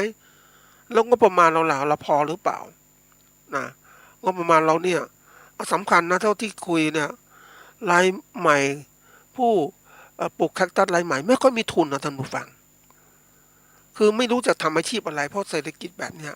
เขามาเริ่มในช่วงโควิดเนี่ยมันก็เศรษฐกิจตกต่ำนะทุนก็ไม่มีทุนน้อยท่านผู้ฟังทุนน้อยจะแสวงหาทุนใหม่มากมันทุนใหม่มันจะเกิดขึ้นจากการที่มีกำไรจากการประกอบการนี่มันไม่มีท่านผู้ฟังมันก็น่าคิดว่ามันน่าสงสารกันนะอันนี้แต่แล้วสถานที่ไปเพาะในชนบทต่างๆบางทีเราดูแล้วเนี่ยน้ำดีอะไรดีไหมมันต้องวิเคราะห์อีกนะท่านผู้ฟังสถานที่ต้องเหมาะสมอย่างคนที่ทำแคคตัสเนี่ยโหเขาทำสถานที่ใหญ่โตน้ำก็ดีอะไรก็ดีคุมตัวได้หมดเลยจัดการได้แล้วมาถึงผลที่คาดจะได้รับเนี่ยเราต้องหัดคิดถึงผลนะท่านผู้ฟังมันมีผลได้ที่ทำแล้วได้เลยเห็นชัดเจนแต่ผลลัพธ์คือผลที่เกิดขึ้นตามมาและผลกระทบล่ะเป็นปัจจัยในการที่ทำให้มันทำได้ดีไหมนะข้างหน้าจะเป็นยังไงจะได้ไหมอันนี้คือส่วนสำคัญในการร่างโครงการนำร่องและทำแล้วตัวสุดท้ายคือการที่เราต้องมีการประเมินผลมันจะสำเร็จไหมนะต้องหัดประเมินโดยอย่างที่เคยกล่าวไว้ตอนที่แล้วว่าการประเมินผลโครงการเนี่ยเราสามารถประเมินได้2 อย่างเลยอย่างที่1ประเมินก่อนทำโครงการถ้าเราดูโครงการปุ๊บเนี่ยเราร่างทั้งหมดดีแล้วมานั่งอ่านคือที่หัวข้อทั้งหมดรวมเป็นระบบแล้วเนี่ยเราสามารถประเมินโครงการได้ว่าสำเร็จหรือไม่สำเร็จเนี่ยเราดูได้ทันทีว่ามันจะสำเร็จหรือเปล่า อันนี้คือก่อนดำเนินการเขียนโครงการเสร็จแล้วนะอันที่สองเนี่ยเราประเมินหลังเสร็จโครงการเพราะเราทำอะไรก็ไม่รู้เราก็ทำไปเรื่อยแล้วก็สามารถประเมินผลว่าถึงกำหนดเวลาแล้วประเมินผลมันจะเป็นยังไงสำเร็จไหมมันจะตัวสำคัญนะท่านผู้ฟังเวลาทำงานเนี่ยเราต้องพยายามคิดถึงเรื่องต่างๆให้มันสมบูรณ์ไม่อยากคิดอยากจะทำอะไรโดยที่ว่าคิดอยู่สมองเราก็คิดนู่นคิดนี่แล้วคิดแบบนี้มันเหมือนกับว่าเข้าข้างตัวเองอันที่สำคัญที่สุดนะท่านผู้ฟังคนเราเนี่ยมันจะมีตัวหนึ่งก็เรียกว่าเข้าข้างตัวเองตลอดนะไม่ได้มองถึงเฮ้ยมันจะมีอะไรที่เกิดขึ้นมาบ้างไหมซึ่งนี้อันตรายนะท่านผู้ฟังเวลาทำเนี่ยคนเราส่วนใหญ่ชอบคิดถึงว่าดีไปหมดอะอะไรต่างๆดีไปหมดไม่น่ามีปัญหาเพราะเราก็คิดมาดีแล้วอะไอ้คำว่าคิดมาดีแล้วนะท่านผู้ฟังมันจริงๆมันดีแล้วขนาดไหนล่ะดีแล้วขนาดที่ทำใช่ไหมขนาดที่ร่างโครงการใช่ไหมแต่เวลามาถึงลงมือทำปุ๊บมันไม่ดีแล้วอะเพราะว่าความไวของสิ่งต่างๆสิ่งแวดล้อมต่างมันเปลี่ยนแปลงไปแล้วอะมันอาจจะไม่สำเร็จอีกเพราะนั้นเวลาทำโครงการพวกนี้มันยากนะท่านผู้ฟังซึ่งบอกว่าเวลาทำงานต่างๆเนี่ยมันต้องไวในการทำทั้งไวในการเขียนแล้วก็คิดเขียนแล้วก็ลงมือทำเลย ให้มันชัดเจนนี่ตัวสำคัญที่สุดเท่าที่ดูเนี่ยในการทำโครงการต่างๆทั้งหมดเท่าที่วิเคราะห์เนี่ยประเมินผลก็ตามนะดูตัวผู้ประกอบการเองนั่นแหละไอ้ผู้ดำเนินการนั่นแหละเป็นเกษตรกรหรือเป็นผู้ประกอบการเกษตรก็แล้วแต่เราต้องดูประเมินผลตนเองนะท่านผู้ฟังนะการประเมินผลตนเองหรือมองตนเองนะเป็นสิ่งที่ทำให้เรานั้นได้ผลเรารู้อะได้ผลชัดเจนว่าจะทำได้หรือไม่ได้เพราะดูตัวเราโดยเราต้องมีความสามารถไหมในการที่จะทำงานชิ้นนี้ออกมาดูให้ชัดๆบางคนไม่ดูอ่ะ ก็คิดอยากทำอะไรก็ทำมองตัวเองว่าเก่งเกินไปอ่ะแล้วมันไม่ได้เดี๋ยวนี้มันคาดการยากเต็มทีนะทีนี้เราจะทำไงมันเก่งก็ต้องหาความรู้ให้มากขึ้นนะก่อนจะทำงานอะไรก็ดูให้มันครบวงจรอย่างจะปลูกแคคตัสเนี่ยเราต้องดูครบวงจรดูอะไรนะวิธีการวิเคราะห์ก่อนจะทำโครงการเนี่ยก็ดูว่าผู้บริโภคก็เป็นยังไงเขาต้องการผลผลิตไหมนะขนาดไหนถ้าเขามีเงินเยอะเขาจะซื้อสินค้าที่เกินจากความต้องการของเขาเพราะว่าเดี๋ยวนี้คนเนี่ยรายได้ต่ำนะเพราะนั้นจะซื้อมีเงินจะซื้อ สินค้าหรืออะไรบริการก็ต้องเลือกซื้อสินค้าที่บริการที่จำเป็นเพราะนั้นแคคตัสมันไม่ใช่สินค้าจำเป็นเนี่ยนะเพราะนั้นมันต้องวิเคราะห์อื่นตามอีกนะเราต้องดูผู้บริโภคอันถัดมาดูของเรื่องของว่าคู่แข่งเป็นยังไงคู่แข่งเดี๋ยวนี้คู่แข่งมันเยอะนะปลูกแคคตัสคนที่เขาทำมาก่อนเขาสำเร็จแล้วเขาก็คุมได้ความมั่นคงเราเองจะทำตามเขาเนี่ยมันก็ลำบากแล้วนะคู่แข่งมันมีมากจะไปเห็นที่เขาขายแคคตัสเนี่ยท่านผู้ฟังนะโอ้ยเยอะแยะหมดแล้วคนเขาคิดว่ามันง่ายๆท่านผู้ฟังคนหลายคนทำง่ายๆเพราะนั้นเรื่องง่ายๆก็มองว่าทำไปแล้วเนี่ยทีนี้ปรากฏว่าขายไม่ก็ได้ไงไม่ใช่ขายออนไลน์อะไรต่างๆก็มันเป็นมือใหม่อ่ะตอนนั้นเขาก็เลยต้องมาวางในตลาดทั่วไปก็ขายราคาถูกคิดว่าเอาต้นทุนคืนนะเพราะว่าลงทุนไปแล้วเนี่ยมันไม่สำเร็จเท่าที่ควรเขาก็ขายถูกเพราะนั้นนี่คือตัวอย่างราคาสินค้าก็ต่ำลงนะอันถัดมาต้องดูว่า สิ่งแวดล้อมเปลี่ยนแปลงไหมเดี๋ยวนี้เปลี่ยนแปลงเร็วนะมันเปลี่ยนแปลงทุกอย่างเศรษฐกิจสังคมการเมืองการปกครองสิ่งแวดล้อมจริงๆไอ้ตัวต่างๆมันเปลี่ยนนะเพราะนั้นการที่ผลิตสินค้าเกษตรบางตัวต้องพิจารณานะอันนี้เรื่องสิ่งแวดล้อมเรื่องของ การสื่อสารต่างๆเดี๋ยวนี้การสื่อสารมันรวดเร็วนะท่านผู้ฟังเมื่อมันรวดเร็วปุ๊บเนี่ยการที่คนจะซื้อสินค้าแคคตัสของเราเนี่ยเขาซื้อสินค้าอื่นมันมีคนขายเยอะแยะ นะมันเปลี่ยนจากรูปแบบที่ขายตามตลาดมันเป็นรูปแบบของการขายทางออนไลน์ทางดิจิตอลมาร์เก็ตติ้งนะมันก็เลยทำให้การเปลี่ยนแปลงเร็วมากถ้าเราไม่มีความรู้พวกนี้จะลำบากอันนี้สำคัญนะก็อันนี้เป็นตัวที่บอกว่าเวลาคนจะทำอะไรแล้วแต่ต้องพยายามถ้าคิดอยากจะทำอะไรนะก็ต้องไปหาความรู้ให้มากขึ้น นะดำเนินการเขียนมาก่อนหัดเขียนเนี่ยคำว่าเขียนปุ๊บจะเริ่มรู้ว่าเป็นยังไงนะมันขาดข้อมูลตัวไหนขาดข้อมูลวิจัยขาดข้อมูลเอกสารนั่งอิงขาดข้อมูลเรื่องของตัวเองเป็นยังไงก็ต้องคิดแล้วมีทุนมีอะไรพร้อมไหมแล้วก็ถ้ามีพร้อมมีต่างดีก็ลงทำงานได้เร็วทำโครงการเล็กๆนี่แหละให้มันสำเร็จเสียก่อนมันตัวที่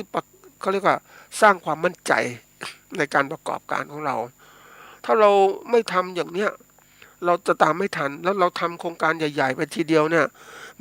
ถ้ามันสูญเสียก็สูญเสียมากแต่ถ้าเราทำโครงการเล็กๆของเรานำล่องไปก่อนเนี่ยมันก็ไม่สูญเสียเท่าไหร่ถ้ามันผิดหวังนะมันก็ทำเพราะยุคใหม่ๆนะท่านผู้ฟัง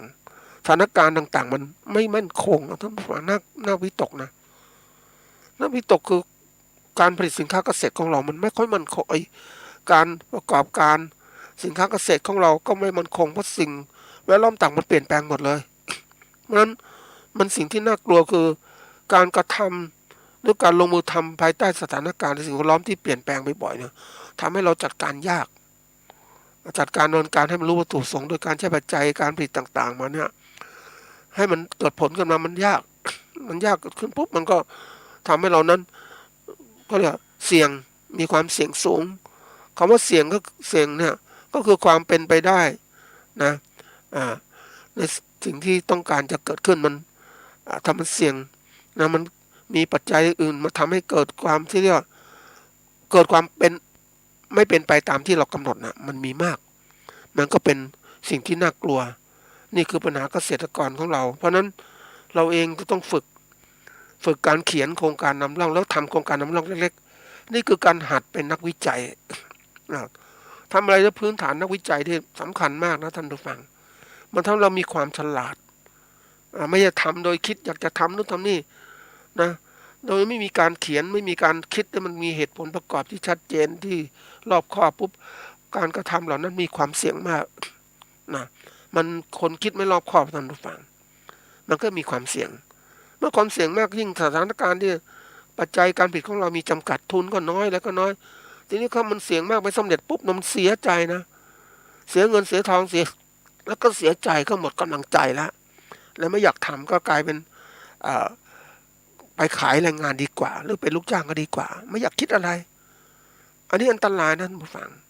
ยิ่งไปเจอคนรุ่นใหม่ๆนะฮะใช้เวลาของการเป็นคิดอย่างผู้ประกอบการไม่คิดพวกการก็ทำคิดอย่างนักธุรกิจแต่คนรุ่นใหม่คิดอย่างจะขายแรงงานนะขายแรงงานบริษัทให้ราคาดีก็ไปตามนั้นแต่คิดแบบนี้มันก็กลายเป็นว่าไม่มีความร่ำรวยไม่มีความสามารถที่แท้จริงคือคนเราต้องฝึกความสามารถคือคิดทำอะไรด้วยตัวเองเพื่อเห็นอนาคตของเรานะแต่ถ้าเราคิดอย่างขายแรงงานเนี่ยมันก็แค่นั้นละท่านผู้ฟังชีวิตมีแค่นี้แต่ถ้าเราคิดอย่างผู้ประกอบการเนี่ยมีโอกาสที่เป็นอิสรภาพแล้วก็ร่ำรวยมากกว่าก็ฝากไว้เป็นข้อคิดนะครับ